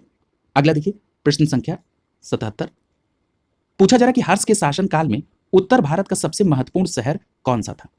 तो याद रखिएगा यहां पर आपका सीधा जवाब क्या होगा? सी विकल्प सही हो जाएगा, क्योंकि आप सभी को पता है कि हर्षवर्धन ने इसे राजधानी बनाई थी अपनी। ठीक है, तो यहां पर प्रश्न संख्या 77 का सी विकल्प सही हो जाएगा। एक बात और याद रखिएगा, ये जो कन्नौज है इस कन्नौज का प्राचीन नाम कान्य कुब्ज था। क्या था? कान्य कुब्ज। अगला देखिए प्रश्न संख्या 78। पूछा जा रहा है कामरूप किसका प्राचीन नाम है? तो याद रखिएगा कामरूप जो है ये असम का ही प्राचीन नाम है, यानी यहां पर प्रश्न संख्या 78 का डी विकल्प आपका आंसर हो जाएगा। ठीक है, असम का प्राचीन नाम कामरूप है और असम का एक और प्राचीन नाम है, उसको क्या कहते हैं? उसको कहते हैं प्राग ज्योतिषपुर। क्या कहते हैं? प्राग ज्योतिषपुर। तो असम के दो प्राचीन नाम को आपको ध्यान में रखना है, एक तो कामरूप और दूसरा है प्राग ज्योतिषपुर। क्लियर है? अगला देखिए प्रश्न संख्या 79। पूछा जा रहा है हरिशेन निम्नलिखित राजाओं में से किसका राजकवि था? तो कई बार चर्चा हो चुकी है कि हरिशेन समुद्रगुप्त का राजकवि था। यहां पर प्रश्न संख्या 79 का बी विकल्प आपका आंसर हो जाएगा। अगला देखिए प्रश्न संख्या 80। पूछा जा रहा है कि लिच्छवी दौहित्र किसे कहते हैं? देखिए इस बात को मैंने आपसे कोरिलेट किया था कि जो प्रयाग प्रशस्ति है उसमें समुद्रगुप्त को लिच्छवी दौहित्र कहा गया। और लिच्छवी दौहित्र का मतलब मैंने क्या बताया था, लिच्छवी कन्या से उत्पन्न। क्लियर है? तो यहां पर आपका प्रश्न संख्या 80 का डी विकल्प से हो जाएगा। लिच्छवी दौहित्र जो है वो समुद्रगुप्त के संदर्भ में कहा गया प्रयाग प्रशस्ति में। अगला है प्रश्न संख्या 81। पूछा जा रहा है कि निम्न में से किसने सिक्के संगीत के प्रति उनका प्रेम दर्शाते हैं। मैंने ऐसा प्रश्न पूछा जा रहा है कि ये किस शासनकाल में वो सिक्के जारी किए गए जो इस बात को दर्शाते हैं कि उस समय में संगीत के प्रति प्रेम था राजा के मन में। तो यहां पर आपका सही जवाब क्या हो जाएगा, विकल्प सी सही हो जाएगा, गुप्त काल में। अब आप इसको कैसे कोरिलेट करेंगे? देखिए, मैंने आपसे कहा था कि समुद्रगुप्त के कुछ ऐसे सिक्के हैं जिस पर समुद्रगुप्त को वीणा बजाते हुए दिखाया गया है। क्लियर है?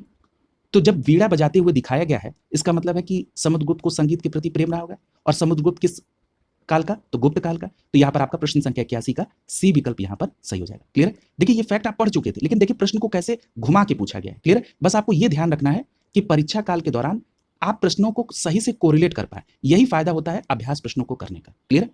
अगला देखिए प्रश्न संख्या 82। पूछा जा रहा है कि गुप्त काल में किस धातु के सर्वाधिक सिक्के जारी किए गए। तो याद रखिएगा, गुप्त काल में सर्वाधिक सिक्के स्वर्ण मुद्राओं के जारी किए गए, यानी यहां पर आपका जो सही जवाब होगा विकल्प ए हो जाएगा। और गुप्त काल में स्वर्ण सिक्के जो थे उनको क्या कहते थे, तो उनको दिनार कहा जाता था। क्या कहते थे? दिनार। अगला देखिए प्रश्न संख्या 83। पूछा जा रहा है कि प्रसिद्ध गुप्त संवत निम्नलिखित में से किस वर्ष प्रारंभ हुआ। तो आपका सही जवाब क्या होगा, प्रश्न संख्या 83 का ए विकल्प। देखिए, मैंने आपको बताया था कि गुप्त वंश का जो प्रथम शक्तिशाली शासक था वो कौन था, चंद्रगुप्त प्रथम था। और चंद्रगुप्त प्रथम का जो राज्यारोहण हुआ वो 319 ईस्वी में हुआ, और उसी समय गुप्त संवत प्रारंभ हुआ। क्लियर है? तो ये याद रखेंगे, गुप्त संवत 319 ईस्वी में ये चंद्रगुप्त प्रथम के राज्यारोहण की तिथि में प्रारंभ हुआ, यानी यहां पर प्रश्न संख्या 83 का ए विकल्प सही हो जाएगा। अब जरा सी विकल्प और डी विकल्प को देखिए, कुछ बातें आपको ध्यान में आ रही हैं। आप ये पढ़ चुके हैं कल की क्लास में, पिछली क्लास में आप ये बात पढ़ चुके हैं। जो 78 ईस्वी में प्रारंभ हुआ था उसको कहते हैं शक संवत, और जो विकल्प डी में 57 ईस्वी पूर्व लिखा है इसमें विक्रम संवत प्रारंभ किया गया था। क्लियर है?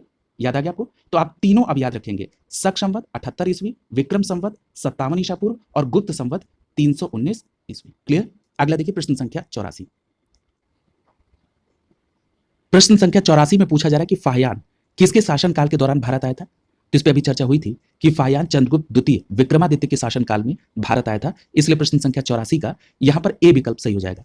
देखिए, कई बार आपसे समय भी पूछ लेता है, तो याद रखिएगा 402 से 412 ईस्वी के बीच भारत भ्रमण पे आया फाहियान। कब से? 402 से 412 ईस्वी के बीच। क्लियर है? तो ये भी बात आप ध्यान में रखेंगे। अगला देखिए प्रश्न संख्या 85। पूछा जा रहा है किसके शासनकाल के दौरान अजंता की गुफाएं निर्मित की गई थी। तो देखिए यहां पर आपका जो सही जवाब होगा, ये जो अजंता की गुफाएं हैं ये निर्माण कार्य तो दूसरी शताब्दी ईसा पूर्व में प्रारंभ हुआ और लगभग 7वीं शताब्दी तक चला था। क्लियर है? और इन गुफाओं का जो निर्माण है वो वाकाटक और गुप्त शासकों के शासनकाल में हुआ था। तो यहां पर आपका जो सही विकल्प होगा वो विकल्प ए सही हो जाएगा। क्लियर है? यहां पर तो ये बात याद रखिएगा कि इन गुफाओं का जो निर्माण है वो वाकाटक और गुप्त शासकों के शासनकाल के दौरान हुआ। और ये जो अजंता की गुफाएं हैं इसमें गुफा संख्या 16, 17 और 19 ये गुप्त काल से संबंधित है। कौन कौन सी? 16, 17 और 19 ये गुप्त काल से संबंधित गुफाएं हैं। क्लियर? और अगर ये प्रश्न पूछा जाता कि बौद्ध धर्म की किस शाखा से संबंधित अजंता की गुफाओं में विवरण है, तो वो है महायान शाखा से संबंधित। क्लियर है? ये भी बात आप ध्यान में रखेंगे। अगला देखिए प्रश्न संख्या 86।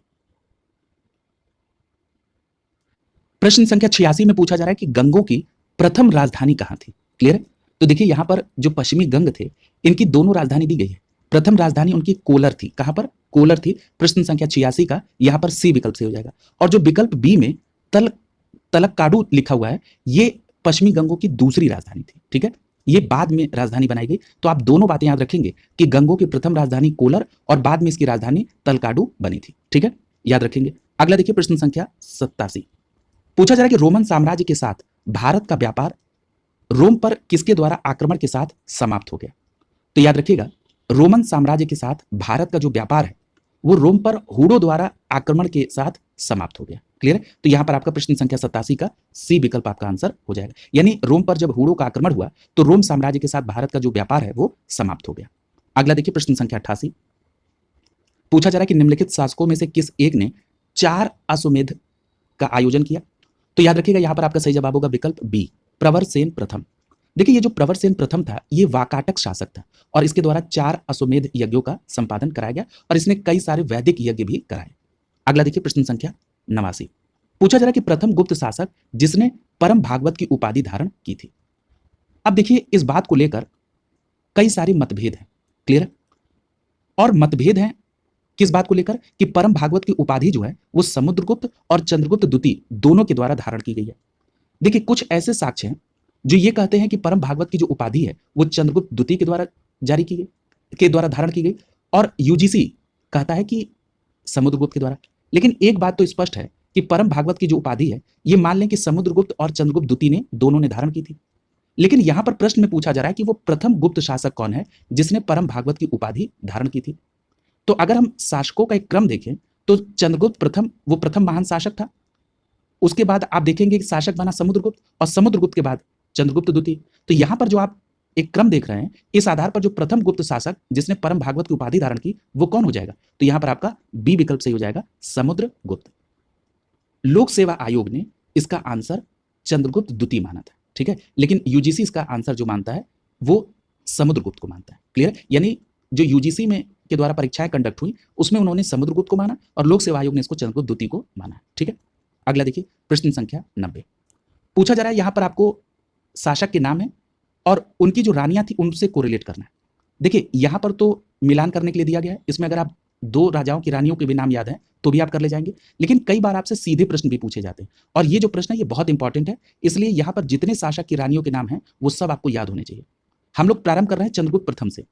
ये प्रथम महान शासक था गुप्त वंश का और इसकी रानी का नाम था कुमारी देवी जो कि लिच्छवी वंश की थी। तो यहां पर आप ए को कोरिलेट करेंगे तीसरे के साथ, यानी चंद्रगुप्त प्रथम की रानी का नाम कुमारी देवी और ये लिच्छवी वंश की थी। समुद्रगुप्त की बात करें तो समुद्रगुप्त की रानी दत्ता देवी, यानी यहां पर आप बी को पहले के साथ कोरिलेट करेंगे। चंद्रगुप्त द्वितीय संबंधित हैं कुबेर नागा से, यानी आप सी को कोरिलेट करेंगे दूसरे के साथ। और जो कुमार गुप्त प्रथम है ये संबंधित है अनंत देवी से, यानी यहां पर आपका डी का चौथा कोरिलेट होगा और जो सही कूट बन रहा है वो बन रहा है 3 1 2 4। 3 1 2 4 के आधार पर ए विकल्प आपका आंसर हो जाएगा प्रश्न संख्या 90 का। क्लियर है? अगला देखिए प्रश्न संख्या 91। प्रश्न संख्या 91 में पूछा जा रहा है कि ईसवी की तीसरी शताब्दी से जबकि हुड़ आक्रमण से रोमन साम्राज्य समाप्त हो गया, भारतीय व्यापारी अधिकाधिक निर्भर हो गए। तो याद रखिएगा कि जो तीसरी सदी ईस्वी की इसमें जब हुड़ आक्रमण से रोमन साम्राज्य का पतन हो गया तो जो भारतीय व्यापारी थे ये दक्षिण पूर्व एशिया पर व्यापार पर निर्भर हो गए। ठीक है, तो यहां पर आपका प्रश्न संख्या 91 का सी विकल्प आपका आंसर हो जाएगा कि जो व्यापारी भारत के थे वो दक्षिण पूर्वी एशिया व्यापार पर अधिक निर्भर हो गए। अगला देखिए प्रश्न संख्या 92। पूछा जा रहा है कि भारत ने दक्षिण पूर्वी एशिया के साथ अपने आरंभिक सांस्कृतिक संपर्क और व्यापारिक संपर्क बंगाल की खाड़ी के पार बना रखे थे। निम्नलिखित में से बंगाल की खाड़ी इस उत्कृष्ट आरंभिक समुद्री इतिहास से सबसे विश्वसनीय व्याख्या कौन सी हो सकती है? तो एक बात यहां पर स्पष्ट याद रखिए कि जो बंगाल की खाड़ी में चलने वाली मानसूनी हवाएं हैं ये समुद्री यात्रा को सुगम बना सकती थी। इसीलिए बंगाल की खाड़ी पर के पार जो है भारत ने दक्षिण पूर्वी एशिया के साथ अपने सांस्कृतिक संपर्क और उसके साथ जो व्यापारिक संबंध थे इनको बंगाल की खाड़ी के पार बना रखे थे। क्लियर है? तो ये बात स्पष्ट हो गई। तो आइए अब उस ऑप्शन को हम लोग फाइंड आउट करते हैं। यहां पर आपका सी विकल्प सही हो जाएगा कि बंगाल की खाड़ी में चलने वाली मानसूनी हवाओं ने समुद्री यात्राओं को सुगम बना दिया था। अगला देखिए प्रश्न संख्या 93। पूछा जा रहा है कि प्राचीन भारत में देश की अर्थव्यवस्था में अत्यंत महत्वपूर्ण भूमिका निभाने वाली श्रेणी संगठन के संदर्भ में निम्नलिखित कथनों की सत्यता की जांच करिए। यानी आपको जो स्टेटमेंट को ध्यान में रखना है वो श्रेणी संगठन के संदर्भ में। यहां पर पहले स्टेटमेंट में लिखा जा रहा है कि प्रत्येक श्रेणी राज्य की केंद्रीय प्राधिकरण के साथ पंजीकृत होती थी और प्रशासनिक स्तर पर राजा उनका प्रमुख होता था। ये स्टेटमेंट यहां पर गलत है। क्यों गलत है? क्योंकि याद रखिएगा कि प्रत्येक श्रेणी का अपना एक प्रमुख होता था, राजा का श्रेणियों के संचालन में कोई हस्तक्षेप नहीं होता था। इस आधार पर यहां पर पहला स्टेटमेंट गलत हो गया। अगला कह रहा है कि श्रेणी ही वेतन, काम के नियमों, मानकों और कीमतों को सुनिश्चित करती थी। ये बात यहां पर बिल्कुल सही है। क्लियर है? तो ये बात ध्यान रखिएगा कि श्रेणियां अपने नियम स्वयं बनाती थी। क्लियर है? और एक बात और याद रखिएगा कि जो श्रेणियों के द्वारा जो सदस्यों का वेतन है या उनके काम के नियम है या मानक है या कीमत है ये भी श्रेणियों के द्वारा ही निर्धारित किए जाते थे। अगला कह रहा है कि श्रेणी का अपने सदस्यों पर न्यायिक अधिकार होता था। यह भी बात आपकी यहां पर सही है। इसलिए यहां पर प्रश्न संख्या 93 में दूसरा और तीसरा स्टेटमेंट सही है, इसलिए यहां पर आपका सी विकल्प यहां पर सही हो जाएगा। देखिए जो प्राचीन भारत की अर्थव्यवस्था थी इसमें श्रेणियों का बहुत महत्व था। ठीक है, और ये संगठन व्यापारियों के द्वारा उनके व्यापार के समुचित संचालन के लिए स्थापित किए गए थे। क्लियर? अगला देखिए प्रश्न संख्या 94। पूछा जा रहा है कि गुप्त काल में गुजरात, बंगाल, दक्कन और तमिल राष्ट्र में स्थित केंद्र किससे संबंधित थे? तो याद रखिएगा इसमें स्पष्ट रूप से कि जो गुप्त काल में गुजरात, बंगाल, दक्कन और तमिल राष्ट्र में जो केंद्र थे वो वस्त्र उत्पादन से संबंधित थे। क्लियर है? तो यहां पर प्रश्न संख्या 94 का ए विकल्प आपका आंसर हो जाएगा। क्लियर है? याद रखिएगा ये जो वस्त्र उद्योग था ये गुप्त काल का प्रमुख उद्योग था। क्लियर है? अगला देखिए प्रश्न संख्या 95, पूछा जा रहा है कि विशाख दत्त के प्राचीन भारतीय नाटक मुद्रा राक्षस की विषय वस्तु है। तो ये आप इसके संदर्भ में कुछ बातें पढ़ भी चुके हैं पूर्व में। कब पढ़े थे आपने इसको? मौर्य काल जब आप पढ़ रहे थे तो आपने इस बात को पढ़ा था कि जो ये विशाख दत्त द्वारा मुद्रा राक्षस लिखा गया है, इस मुद्रा राक्षस में चंद्रगुप्त मौर्य के बारे में चर्चा है और इसमें चंद्रगुप्त मौर्य को नंद राज का पुत्र माना गया है और साथ ही साथ विशाख दत्त की मुद्रा राक्षस में चंद्रगुप्त मौर्य को वृषल कुलहीन भी कहा गया है। क्लियर है? तो एक मोटा मोटा समझ आपको पहले से विकसित है इस अभ्यास प्रश्न के दौरान। तो देखिए अगर केवल आप उसी को इंप्लीमेंट करना चाहें यहां पर तो आप देखिए डी विकल्प में चंद्रगुप्त मौर्य का ऑप्शन दिया गया है और कहा गया कि चंद्रगुप्त मौर्य के समय राज दरबार की दुर्लभ संधियों के बारे में विशाख दत्त के मुद्रा राक्षस की विषय वस्तु है। तो ये सही ऑप्शन होगा, यानी यहां पर प्रश्न संख्या 95 का डी विकल्प सही हो जाएगा। तो देखिए कई बार अगर आपको सीधा आंसर नहीं पता है तो भी आप अपने पूर्व में जो आपने उससे संदर्भ में पढ़ा है उससे भी कोरिलेट करके आप प्रश्न कर सकते हैं। क्लियर? अगला देखिए प्रश्न संख्या 96, पूछा जा रहा है कि निम्नलिखित में से किसका प्राचीन भारत के आयुर्वेद शास्त्र से संबंध नहीं है? तो देखिए यहां पर धन्वंतरी का संबंध है, फिर उसके बाद भास्कराचार्य। तो देखिए भास्कराचार्य के बारे में अभी आपने पढ़ा है कि भास्कराचार्य जी क्या थे? ये एक खगोलज्ञ और गणितज्ञ थे और इनके संदर्भ में आपने दो ग्रंथों के नाम भी पढ़े थे, एक आपने लीलावती पढ़ा था और दूसरा मैंने आपको कोरिलेट कराया था सिद्धांत शिरोमणि। ठीक है? तो ये स्पष्ट हो गया कि जो भास्कराचार्य थे इनका संबंध आयुर्वेद से नहीं था, इसलिए आपका यहाँ पर बी विकल्प सही हो जाएगा और चरक और सुश्रुत जो थे ये आयुर्वेद से संबंधित थे। ठीक है? तो यहाँ पर आपका बी विकल्प सही हो जाएगा। अगला देखिए प्रश्न संख्या 97, पूछा जा रहा है कि प्राचीन काल में हुई वैज्ञानिक प्रगति के संदर्भ में कौन सा कथन सही है? यहां पहला लिखा गया है कि प्रथम शती ईस्वी में विभिन्न प्रकार के विशिष्ट शैल्य औजारों का प्रयोग आम था। तो यह बात सही है कि जो प्रथम शताब्दी ईस्वी तक शैल्य क्रिया में काम आने वाले जो उपकरण थे इनका उपयोग होता था, यानी ये स्टेटमेंट तो सही है। दूसरे में कहा कि तीसरी शती ईस्वी के आरंभ में मानव शरीर के आंतरिक अंगों का प्रत्यारोपण शुरू हो चुका था, तो ये गलत है। याद रखिएगा यहां पर अभी प्रत्यारोपण संभव नहीं हुआ था, तो यहां पर ये दूसरा स्टेटमेंट गलत है। तीसरे स्टेटमेंट में कहा जा रहा है कि 5वीं सदी ईस्वी में कोण के ज्या का सिद्धांत ज्ञात था। तो यह बात बिल्कुल सही है कि जो 5वीं सदी के अंत में भारत में त्रिकोणमिति में आप देखेंगे तो ज्या का मतलब साइन, ठीक है, और कोसाइन, ठीक है, ये जो है आ चुका था, यानी इसका जो इन्वेंशन ये हो चुका था। तो ये तो आपका तीसरा स्टेटमेंट सही है। और 7वीं सदी ईस्वी में चक्री चतुर्भुज का सिद्धांत था। तो देखिए चक्री जो चतुर्भुज का सिद्धांत है ये आपको 7वीं सदी में ब्रह्मपुत्र द्वारा इस सिद्धांत का वर्णन किया गया था, तो ये भी बात सही है। तो यहां पर आप देख रहे हैं पहला, तीसरा और चौथा ये तीनों स्टेटमेंट प्रश्न संख्या 97 में सही है, तो यहां पर आपका सही जवाब क्या हो जाएगा? विकल्प सी सही हो जाएगा। क्लियर है? अगला देखिए प्रश्न संख्या 98, पूछा जा रहा है कि भारतीय यात्री फाहियान ने एक अस्पताल का उल्लेख किया है, वो कहां पर स्थित था? देखिए फाहियान आपको पता है कि एक चीनी यात्री था और चंद्रगुप्त द्वितीय विक्रमादित्य के शासनकाल में आया था। याद रखिएगा फाहियान ने कहा कि पाटलिपुत्र नगर के जो धनिक थे, यानी जिनके पास धन की उपलब्धता थी, उन लोगों ने मिलकर एक बड़े अस्पताल की स्थापना की थी, जिस अस्पताल में निर्धनों को निःशुल्क दवा और भोजन उपलब्ध कराया जाता था। ठीक है, यानी वो उसने कहा कि अस्पताल की चर्चा की पाटलिपुत्र के। तो यहां पर प्रश्न संख्या 98 का डी विकल्प आपका आंसर हो जाएगा। अगला देखिए प्रश्न संख्या 99, पूछा जा रहा है कि इनमें से किसने पहली बार यह व्याख्या की थी कि पृथ्वी के अपनी धुरी पर घूमने के कारण प्रतिदिन सूर्योदय और सूर्यास्त होता है? तो याद रखिएगा यह कॉन्सेप्ट दिया था गुप्त काल के गणितज्ञ आर्यभट्ट ने, यानी यहां पर प्रश्न संख्या 99 का ए विकल्प सही हो जाएगा। यानी आर्यभट्ट साहब के द्वारा यह कहा गया कि पृथ्वी अपनी धुरी के चारों ओर परिभ्रमण करती है और जिसके कारण सूर्योदय और सूर्यास्त होता है। आप सभी जानते हैं कि इन्होंने गणित के कई नियमों को भी प्रतिपादित किया और मैंने अभी आपको बताया था कि इन्होंने आर्यभट्टियम की भी रचना की थी। क्लियर है? तो यहां पर ए विकल्प आपका आंसर हो जाएगा। प्रश्न संख्या 100 देखिए, पूछा जा रहा है कि गुप्त काल में लिखित संस्कृत नाटकों में स्त्री और शूद्र बोलते थे, आप ये पढ़ चुके हैं, प्राकृत बोलते थे और जो उच्च वर्ग था वो संस्कृत बोलता था। अगला है प्रश्न संख्या 101, पूछा जा रहा है कि गुप्त संवत की स्थापना किसने की थी? तो ये चर्चा हुई है कि जब 319 ईस्वी में चंद्रगुप्त प्रथम का राज्यारोहण हुआ तो उसी समय गुप्त संवत प्रारंभ हुआ। इसका मतलब है कि गुप्त संवत का प्रवर्तक कौन हुआ? चंद्रगुप्त प्रथम, यानी आप प्रश्न संख्या 101 को ए विकल्प के साथ कोरिलेट करेंगे। क्लियर है? अगला देखिए प्रश्न संख्या 102, यहां पर आपको सूची को सुमेलित करना है।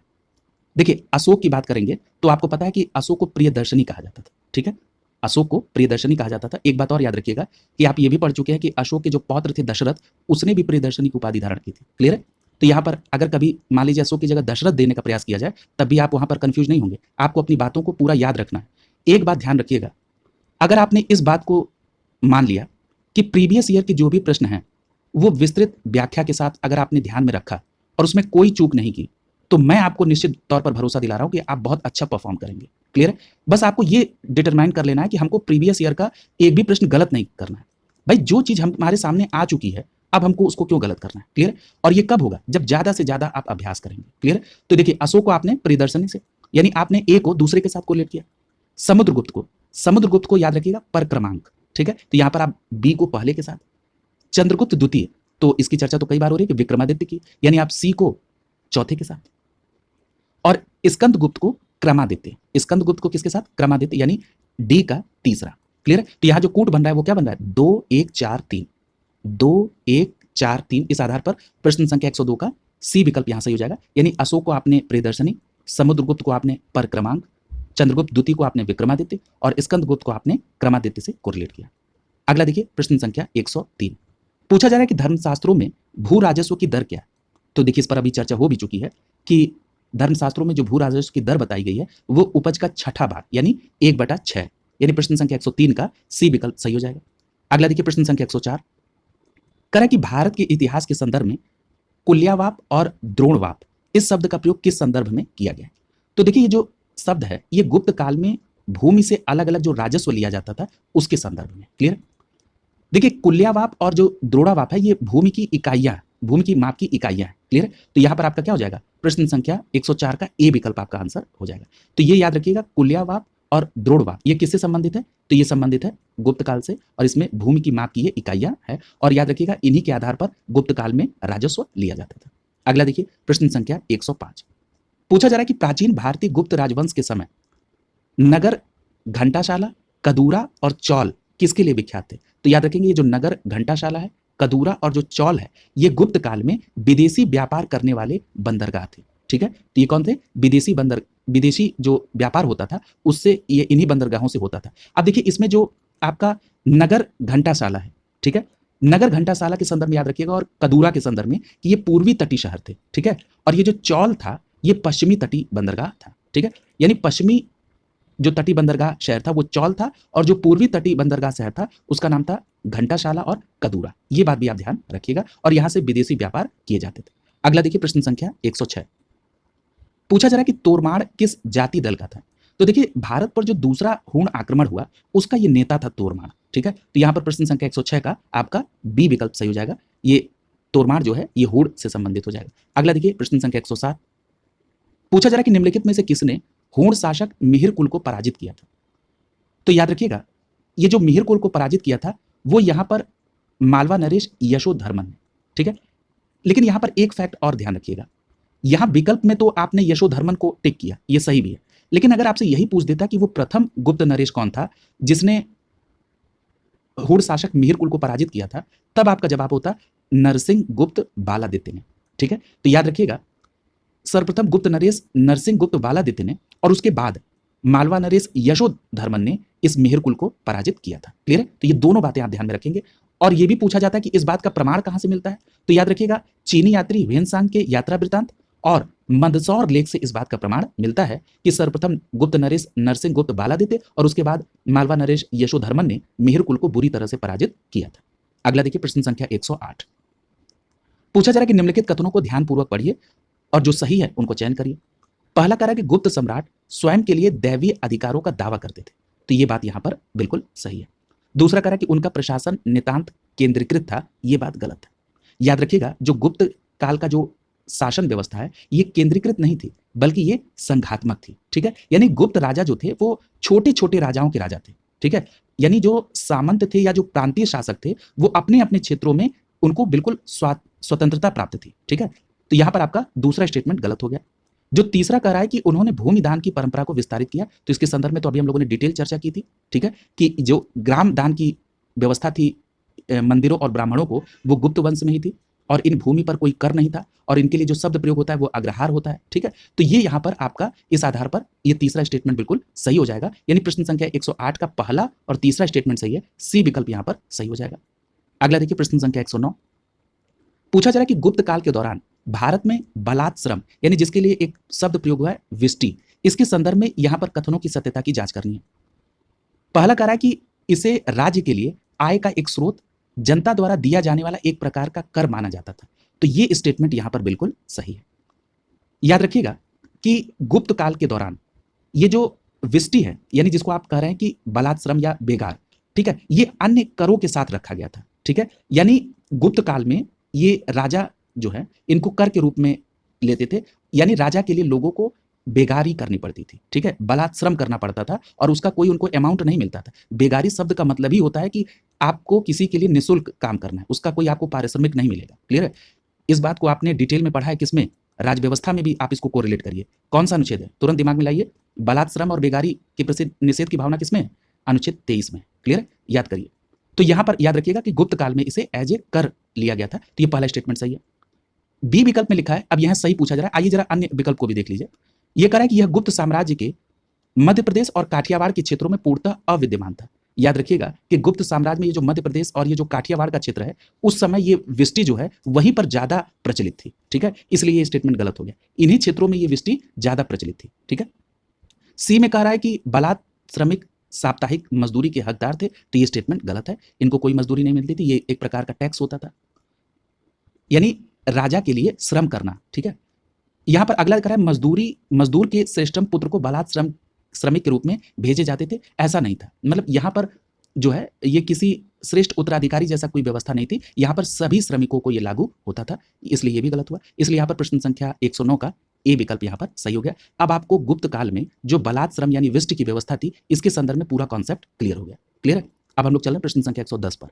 पूछा जा रहा है कि कहा जाता है कि शतरंज का खेल का उद्भव यानी ये ओरिजिनेट कहां पर हुआ, तो याद रखिएगा ये इसका ओरिजिनेशन इंडिया में है, यानी भारत में है। अब देखिए कैसे, तो देखिए महाभारत में भी इस खेल को खेला जाता था, लेकिन उस समय नाम क्या था, इसको वहां पर कहा जाता था चतुरंग। ठीक है, यानी ये महाभारत में चतुरंग के नाम से खेला जाता था। ठीक है, इसलिए कहा जाता है कि भारत में शतरंज के खेल का उद्भव हुआ। अगला देखिए प्रश्न संख्या 111, लिखा हुआ है कि शूद्रक द्वारा लिखी गई एक पुस्तक है जिसका नाम है मृच्छकटिकम। इसके विषय में आपको बताना है कि ये किस विषय पर आधारित थी।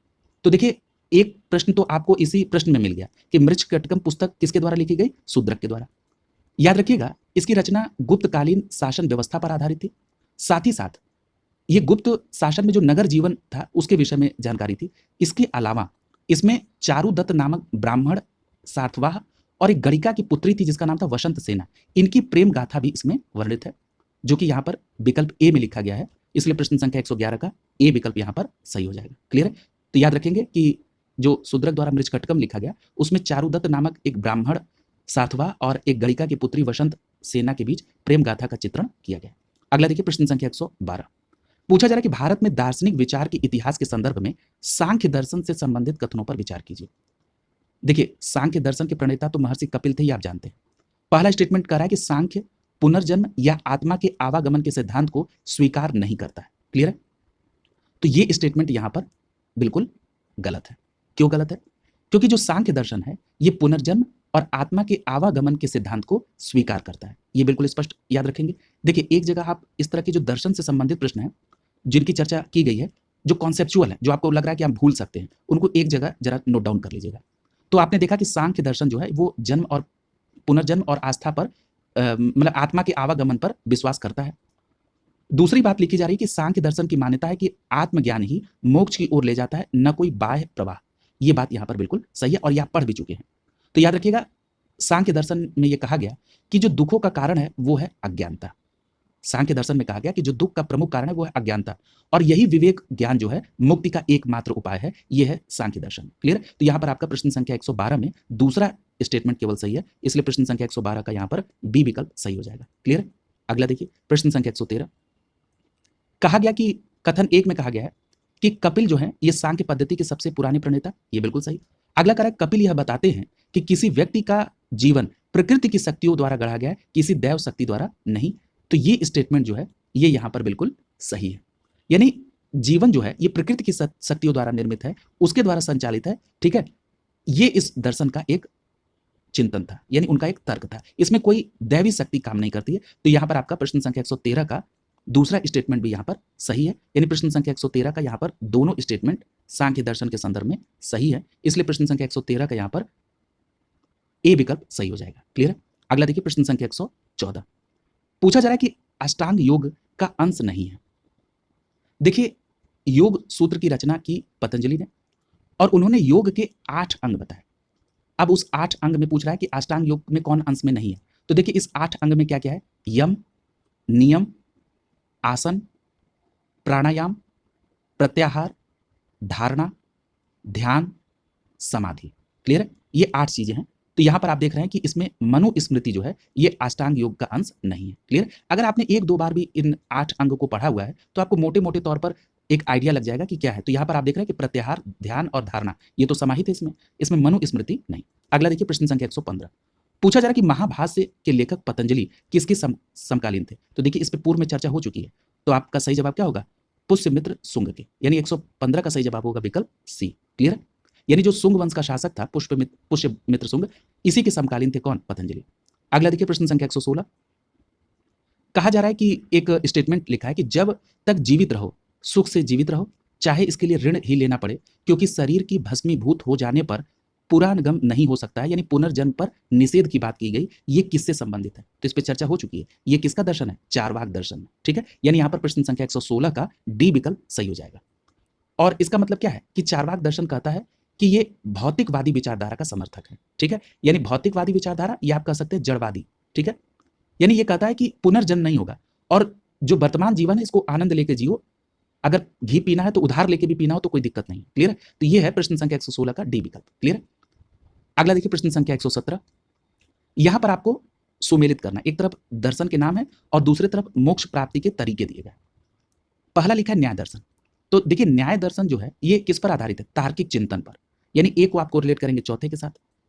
मीमांसा की बात करें तो देखिए इसमें वैदिक अनुष्ठान की चर्चा अभी की गई है। ठीक है। हम लोगों ने वेद से इसको कोरिलेट किया था, तो यहां पर आप बी को कोरिलेट करेंगे तीसरे के साथ। और जो सांख्य दर्शन है इसमें कहा गया कि वास्तविक ज्ञान का अभिग्रहण, यानी आप सी को कोरिलेट करेंगे पहले के साथ। और वेदांत दर्शन का मतलब आत्मज्ञान, यानी यहां पर आपका जो डी है ये दूसरे के साथ कोरिलेट होगा। और जो आपका सही कूट बनेगा वो बनेगा 4 3 1 2। 4 3 1 2 के आधार पर यहां पर आपका बी विकल्प सही हो जाएगा प्रश्न संख्या 117 का। अगला देखिए प्रश्न संख्या 118, यहां पर भी आपको सूची को सुमेलित करना है।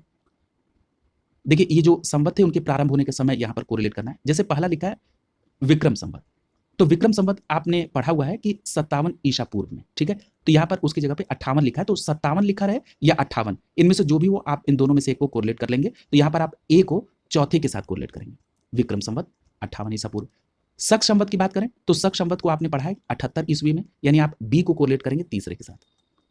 गुप्त संवत की बात करें तो गुप्त संवत को अभी आपने पढ़ा है 319, यहां पर उसको 320 से कोरिलेट किया है, तो नियरेस्ट है आप सी को दूसरे के साथ कर लीजिए। और कली संवत जो है ये कली संवत की स्थापना 3102 ईसा पूर्व। ठीक है। 3102 ईसा पूर्व से आप कोरिलेट करेंगे, यानी डी को आप पहले के साथ। और जो आपका सही कूट बनेगा वो बनेगा 4321, 4321। इस आधार पर प्रश्न संख्या 118 का डी विकल्प यहां पर सही हो जाए। प्रश्न संख्या 119 देखिए, पूछा जा रहा है कि इन कथनों पर विचार कीजिए और जो सही है उसका चयन करिए। पहले स्टेटमेंट में लिखा है कि विक्रम संवत 58 ईसा पूर्व में प्रारंभ हुआ था। तो देखिए ये स्टेटमेंट सही है। याद रखिएगा 57 ईसा पूर्व आपने पढ़ा है, लेकिन मैंने अभी आपको बताया था कि अगर 57 की जगह पर 58 ईसा पूर्व लिखा हो तो आप उस स्टेटमेंट को गलत नहीं करेंगे। क्लियर है। दूसरा लिखा है कि शक संवत 78 ईस्वी में प्रारंभ हुआ, ये बिल्कुल सही है। अगला करा है कि गुप्त काल सन 319 में आरंभ हुआ। देखिए यहां पर गुप्त संवत के आरंभ के बारे में नहीं पूछ रहा है, यहां पूछ रहा है कि गुप्त काल कब से आरंभ हुआ। अब देखिए यहां पर दो बातें हैं। अगर आप प्रश्न संख्या 1 को याद कर रहे हैं तो उसमें आपने सबसे पहले प्रश्न में क्या देखा था कि वहां पर जो गुप्त काल का ड्यूरेशन दिया गया था वो 319 से लेकर 500 तक दिया था और उसी को सही आंसर माना गया था। और मैंने आपसे बताया था कि जो गुप्त काल की स्थापना वो श्री गुप्त ने 275 ईस्वी में की, लेकिन जो गुप्त वंश का प्रथम शासक था, शक्तिशाली शासक, वो था चंद्रगुप्त प्रथम, और उसका जो राज्यारोहण हुआ था वो 319 ईस्वी में हुआ था। तभी से गुप्त संवत भी प्रारंभ हुआ। तो इस आधार पर वहां से गुप्त काल की स्टार्टिंग मानी जाती है, तो उस आधार पर यह स्टेटमेंट सही हो जाएगा। और चौथा कह रहा है कि भारत में मुसलमान शासक का युग 1192 में शुरू हुआ। तो देखिए ये भी स्टेटमेंट सही है। अब आप ये तर्क देंगे कि 712 में तो मोहम्मद बिन कासिम द्वारा सिंध को अधिकृत कर लिया गया था, लेकिन याद रखिएगा कि भारत में मुसलमान का जो शासन है उसका युग जो है वो जब मोहम्मद गोरी ने तराइन के द्वितीय युद्ध को जीता 1192 में, तब से शुरू माना जाता है। ठीक है, तो इस आधार पर यहाँ पर चारों स्टेटमेंट सही है, इसलिए आपका डी विकल्प यहाँ सही हो जाएगा। अगला देखिए, अब देखिए कुछ बातें यहाँ पर जैसे तीसरा स्टेटमेंट है, अब कई बातें तो आयोग के ऊपर भी निर्भर हो जाती हैं। अगर इस तरह से देखा जाए कि गुप्त काल सन 319 से आरंभ होता है, ये स्टेटमेंट टेक्निकली तो गलत है, क्योंकि भाई जब स्थापना हुई गुप्त काल की तभी से तो उसका प्रारंभ माना जाएगा, लेकिन आयोग इसको 319 से देखता है, चंद्रगुप्त प्रथम के शासनकाल से। तो देखिए कई बार आपको ऑप्शन आयोग के आंसर मानने के आधार पर भी चलना पड़ता है। ऐसे प्रश्नों की संख्या बहुत ही कम होती है, लेकिन उनको आपको ध्यान में रखना होगा। अगला देखिए प्रश्न संख्या 120, पुलकेशिन प्रथम का बादामी शिलालेख शक वर्ष 465 का दिनांकित है, इसे विक्रम संवत में दिनांकित करना हो तो वर्ष क्या होगा? बहुत अच्छा प्रश्न है। कल की क्लास अगर जिसने पिछली क्लास ईमानदारी से की होगी वो इस प्रश्न का बहुत अच्छे से जवाब देगा।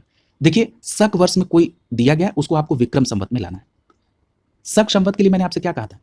मैंने आपसे ये कहा था कि अगर कोई वर्तमान ईयर है और उसको अगर शक वर्ष में आपको ले जाना है तो आपको 78 घटाना पड़ेगा, यानी ये जो शक वर्ष लिखा हुआ है ये 78 घटाने के बाद आया होगा। अगर हम इसमें 78 जोड़ दें तो वर्तमान समय पर आ जाएंगे।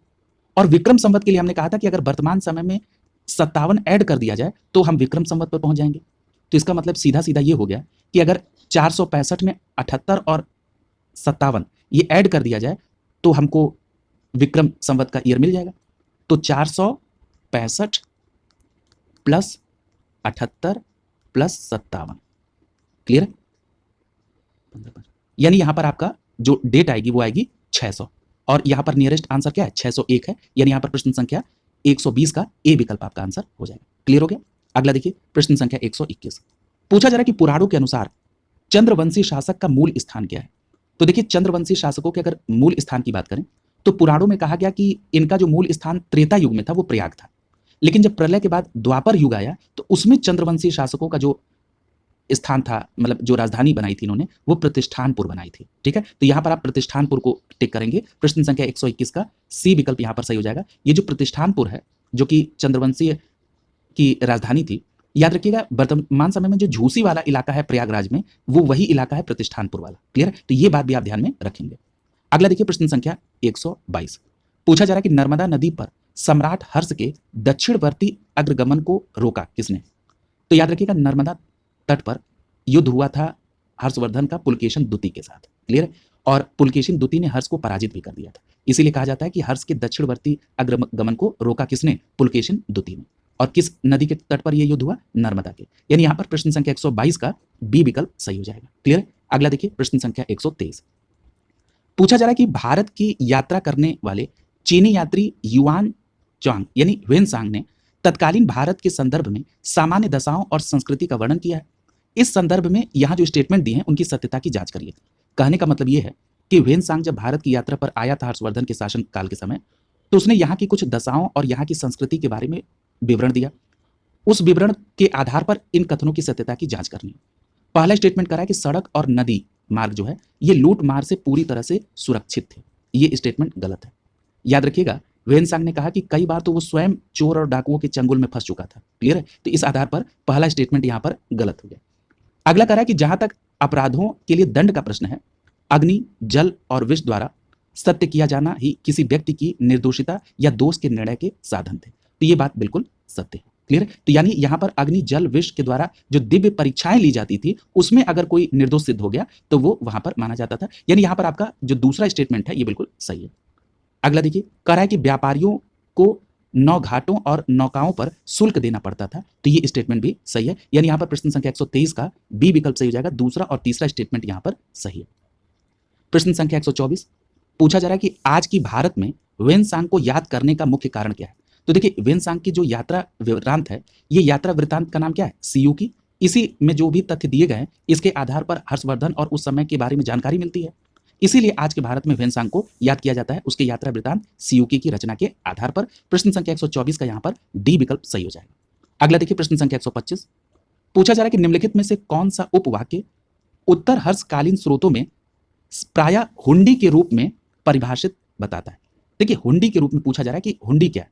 तो देखिए यहां पर हुंडी जो है वो भारत में साख पत्रों के रूप में प्रचलित है। ठीक है, तो यानी और ये किसके लिए है, तो ये विनिमय पत्र के रूप में। ठीक है, तो यहाँ पर आप क्या कर लेंगे, प्रश्न संख्या 125 का जो सी विकल्प है ये आपका आंसर हो जाएगा। ठीक है, यानी ये विनिमय पत्र या प्रतिज्ञा विपत्र, ठीक है, यानी ये साख पत्र के रूप में इसका प्रचलन था। यानी प्रश्न संख्या 125 का सी विकल्प यहाँ सही हो। प्रश्न संख्या 126 देख लीजिए। प्रश्न संख्या 126 में कथन और कारण से संबंधित प्रश्न है। कथन में कहा जा रहा है कि सामंतवाद का विकास गुप्तोत्तर काल की कृषक संरचना की प्रमुख विशेषता थी। तो ये स्टेटमेंट यहाँ पर बिल्कुल सही है। याद रखिएगा कि ये सामंतवाद की जो विकास है ये गुप्तोत्तर काल में कृषक संरचना की विशेषता थी। और कारण में बताया जा रहा है कि इस काल में जो भूमि स्वामी है वो मध्यस्थ वर्ग एवं आश्रित कृषक वर्ग के अस्तित्व में आया था। ठीक है, तो ये भी सही है, यानी यहाँ पर कथन भी सही है, कारण भी सही है और उसकी सही व्याख्या भी की जा रही है। तो यहाँ पर आपका प्रश्न संख्या 126 का ए विकल्प यहाँ पर सही हो गया। क्लियर है? अगला देखिए, प्रश्न संख्या 127। यहाँ पर कथन जो दिए गए उनकी सत्यता की जांच करनी है। पहले स्टेटमेंट में लिखा है कि चीनी तीर्थयात्री फाहियान ने कनिष्क द्वारा आयोजित की गई चतुर्थ बौद्ध परिषद में भाग लिया था। तो ये स्टेटमेंट यहाँ पर गलत है। देखिए, जो चीनी यात्री फाहियान है ये चंद्रगुप्त द्वितीय के शासनकाल में आया था। ठीक है, तो ये यहाँ पर आपका पहला स्टेटमेंट गलत।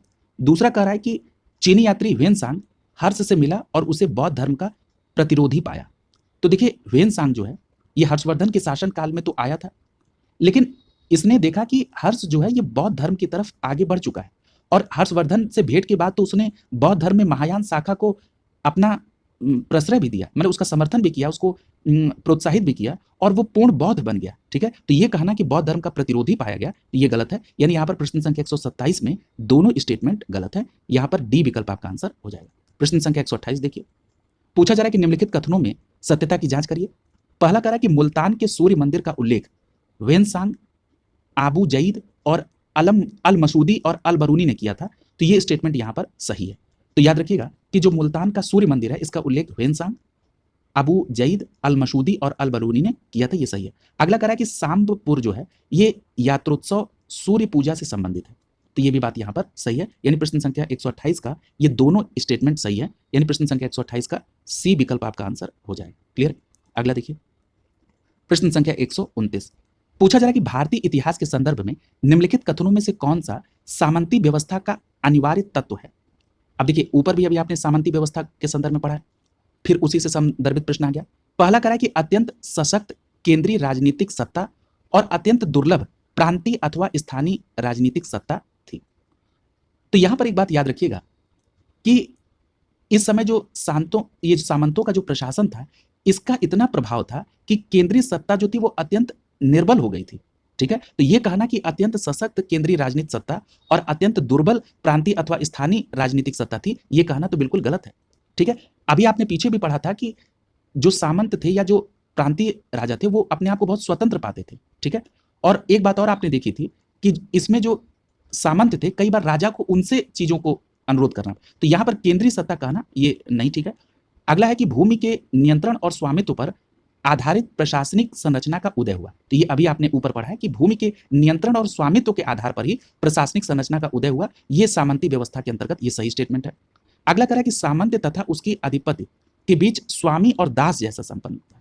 तो ये भी स्टेटमेंट यहाँ पर सही है। ठीक है, तो यहाँ पर आप देख रहे हैं कि ये जो स्वामी और दास का संबंध था वो यहाँ पर विकसित हो गया था। यानी यहाँ पर आपका दूसरा और तीसरा स्टेटमेंट सही है, इसलिए प्रश्न संख्या 129 का बी विकल्प यहाँ पर सही हो जाएगा। ठीक है, अगला देखिए, प्रश्न संख्या 130। पूछा जा रहा है कि निम्नलिखित कथनों में कौन सा 8वीं शताब्दी के संत शंकराचार्य के संदर्भ में सही नहीं है। यानी यहाँ पर शंकराचार्य के संदर्भ में कौन सा स्टेटमेंट सही नहीं है उसको फाइंड आउट करना है। आइए देखते हैं। पहला स्टेटमेंट कह रहा है कि उन्होंने भारत के विभिन्न क्षेत्र में 4 धाम स्थापित किए। ठीक है, तो ये स्टेटमेंट तो सही है। अगला कह रहा है कि उन्होंने बौद्ध और जैन धर्मों में विस्तार पर रोक लगाई।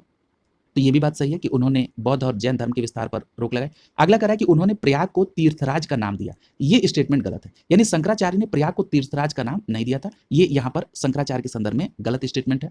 अगला कह रहा है कि उन्होंने वेदांत का प्रचार किया, ये बात यहाँ पर सही है। तो यानी प्रश्न संख्या 130 का सी विकल्प सही हो जाएगा। अगला देखिए, प्रश्न संख्या 131। पूछा जा रहा है कि आदि शंकराचार्य द्वारा स्थापित 4 मठ कहाँ पर है। ये देखिए फिर से प्रश्न रिपीट हुआ है। तो मैंने आपको बताया था कि जोशीमठ, द्वारका, पुरी और श्रृंगेरी। तो यहां पर क्या है, प्रश्न संख्या 131 का सी विकल्प से हो जाएगा, जोशीमठ, द्वारका, पुरी, श्रृंगेरी। अगला देखिए प्रश्न संख्या 132। यहां पर आपको सूची को सुमेलित करना है। एक तरफ दरबारी कवि के नाम है और ये पूछा जा रहा है वो किस राजा के राजदरबार से संबंधित थे। पहला नाम लिखा हुआ है अमीर खुसरो का। देखिए आप सभी को पता है कि अमीर खुसरो जो है ये अलाउद्दीन खिलजी का दरबारी कवि था। अभी ये जो इतिहास का पहला पार्ट है यानी प्राचीन भारतीय इतिहास यही चल रहा है, लेकिन अभी हम लोग इसके बाद मध्यकालीन भारत का इतिहास, उसके बाद आधुनिक भारत का इतिहास भी देखेंगे। लेकिन ये बात सभी को पता है कि अमीर खुसरो जो है ये अलाउद्दीन खिलजी का दरबारी कवि था, यानी आप ए को चौथे के साथ कोरिलेट करेंगे। कालिदास, अभी चर्चा हुई कि चंद्रगुप्त द्वितीय के दरबारी कवि और नवरत्नों में शामिल था, यानी आप बी को पहले के साथ। हरिसेन आपने पढ़ा है समुद्रगुप्त के साथ कोरिलेट करिए, यानी सी को दूसरे के साथ। और बाणभट्ट के बारे में आपने देखा कि हर्षचरित की रचना की, इसका मतलब ये हर्षवर्धन से संबंधित है और डी को आपने तीसरे के साथ कोरिलेट किया। तो यहाँ पर जो सही कोड बन रहा है वो 4 1 2 3 का। तो 4 1 2 3 के आधार पर यहाँ पर प्रश्न संख्या 132 का बी विकल्प सही हो जाएगा। अगला देखिए प्रश्न संख्या 133। यहाँ पर भी आपको सूची को ही सुमेलित करना है। पहला लिखा है कि भोज, तो देखिए भोज का जो संबंध है वो कहाँ से है, धार से, यानी यहाँ पर आप ए को तीसरे के साथ। दुर्गावती, तो दुर्गावती को आप संबंधित करेंगे गोंडवाना से, यानी बी को आप चौथे के साथ। समुद्रगुप्त को विदिशा से, यानी आप सी को दूसरे के साथ। और अशोक को कोरिलेट करेंगे उज्जैन के साथ, यानी डी को पहले के साथ। और जो सही कोड बनेगा 3 4 2 1 का। 3 4 2 1 के आधार पर यहां पर डी विकल्प से हो जाएगा प्रश्न संख्या 133 का। अगला देखिए प्रश्न संख्या 134। यहां पर पूछा जा रहा है कि कौन सा इसमें सही सुमेलित नहीं है।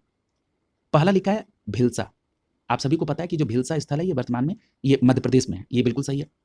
अगला करें द्वार समुद्र। देखिए द्वार समुद्र जो स्थल ये कर्नाटक से संबंधित है, यहाँ महाराष्ट्र लिखा ये गलत है, याद रखेंगे द्वार समुद्र कर्नाटक, ये बहुत पूछा भी जाता है। गिरिनगर यानी गिरनार की बात कर रहा है, तो ये कहाँ पर है, गुजरात में, चर्चा हुई है, ये सही है। थानेश्वर, देखिए थानेश्वर जो है ये हरियाणा से संबंधित है, ठीक है। स्थानेश्वर का है या थानेश्वर, बोथ आर सेम, यानी ये उत्तर प्रदेश से नहीं, ये हरियाणा से संबंधित है। तो यहाँ पर आप देख रहे हैं कि पहला और तीसरा कोरिलेट हो रहा है, ठीक है। तो यहाँ पर पहले और तीसरे के आधार पर ए विकल्प यहाँ पर सही हो जाएगा, ठीक है। तो यहाँ पर आप देख रहे हैं प्रश्न संख्या 134 का ए विकल्प यहाँ पर सही हो जाएगा। क्लियर है। इस प्रकार यहाँ पर ये जो टॉपिक है गुप्त और गुप्तोत्तर काल, ये यहाँ पर कंप्लीट हो गया। अगली क्लास में हम लोग दक्षिण भारत के संदर्भ में जो चोल, चालुक्य या पल्लव या संगम वंश के बारे में है उसको हम लोग देखेंगे, उसके अभ्यास प्रश्नों को करेंगे विस्तृत व्याख्या के साथ। तो कल की क्लास में फिर से मुलाकात होगी। शुभकामनाओं के साथ आप सभी का बहुत बहुत धन्यवाद।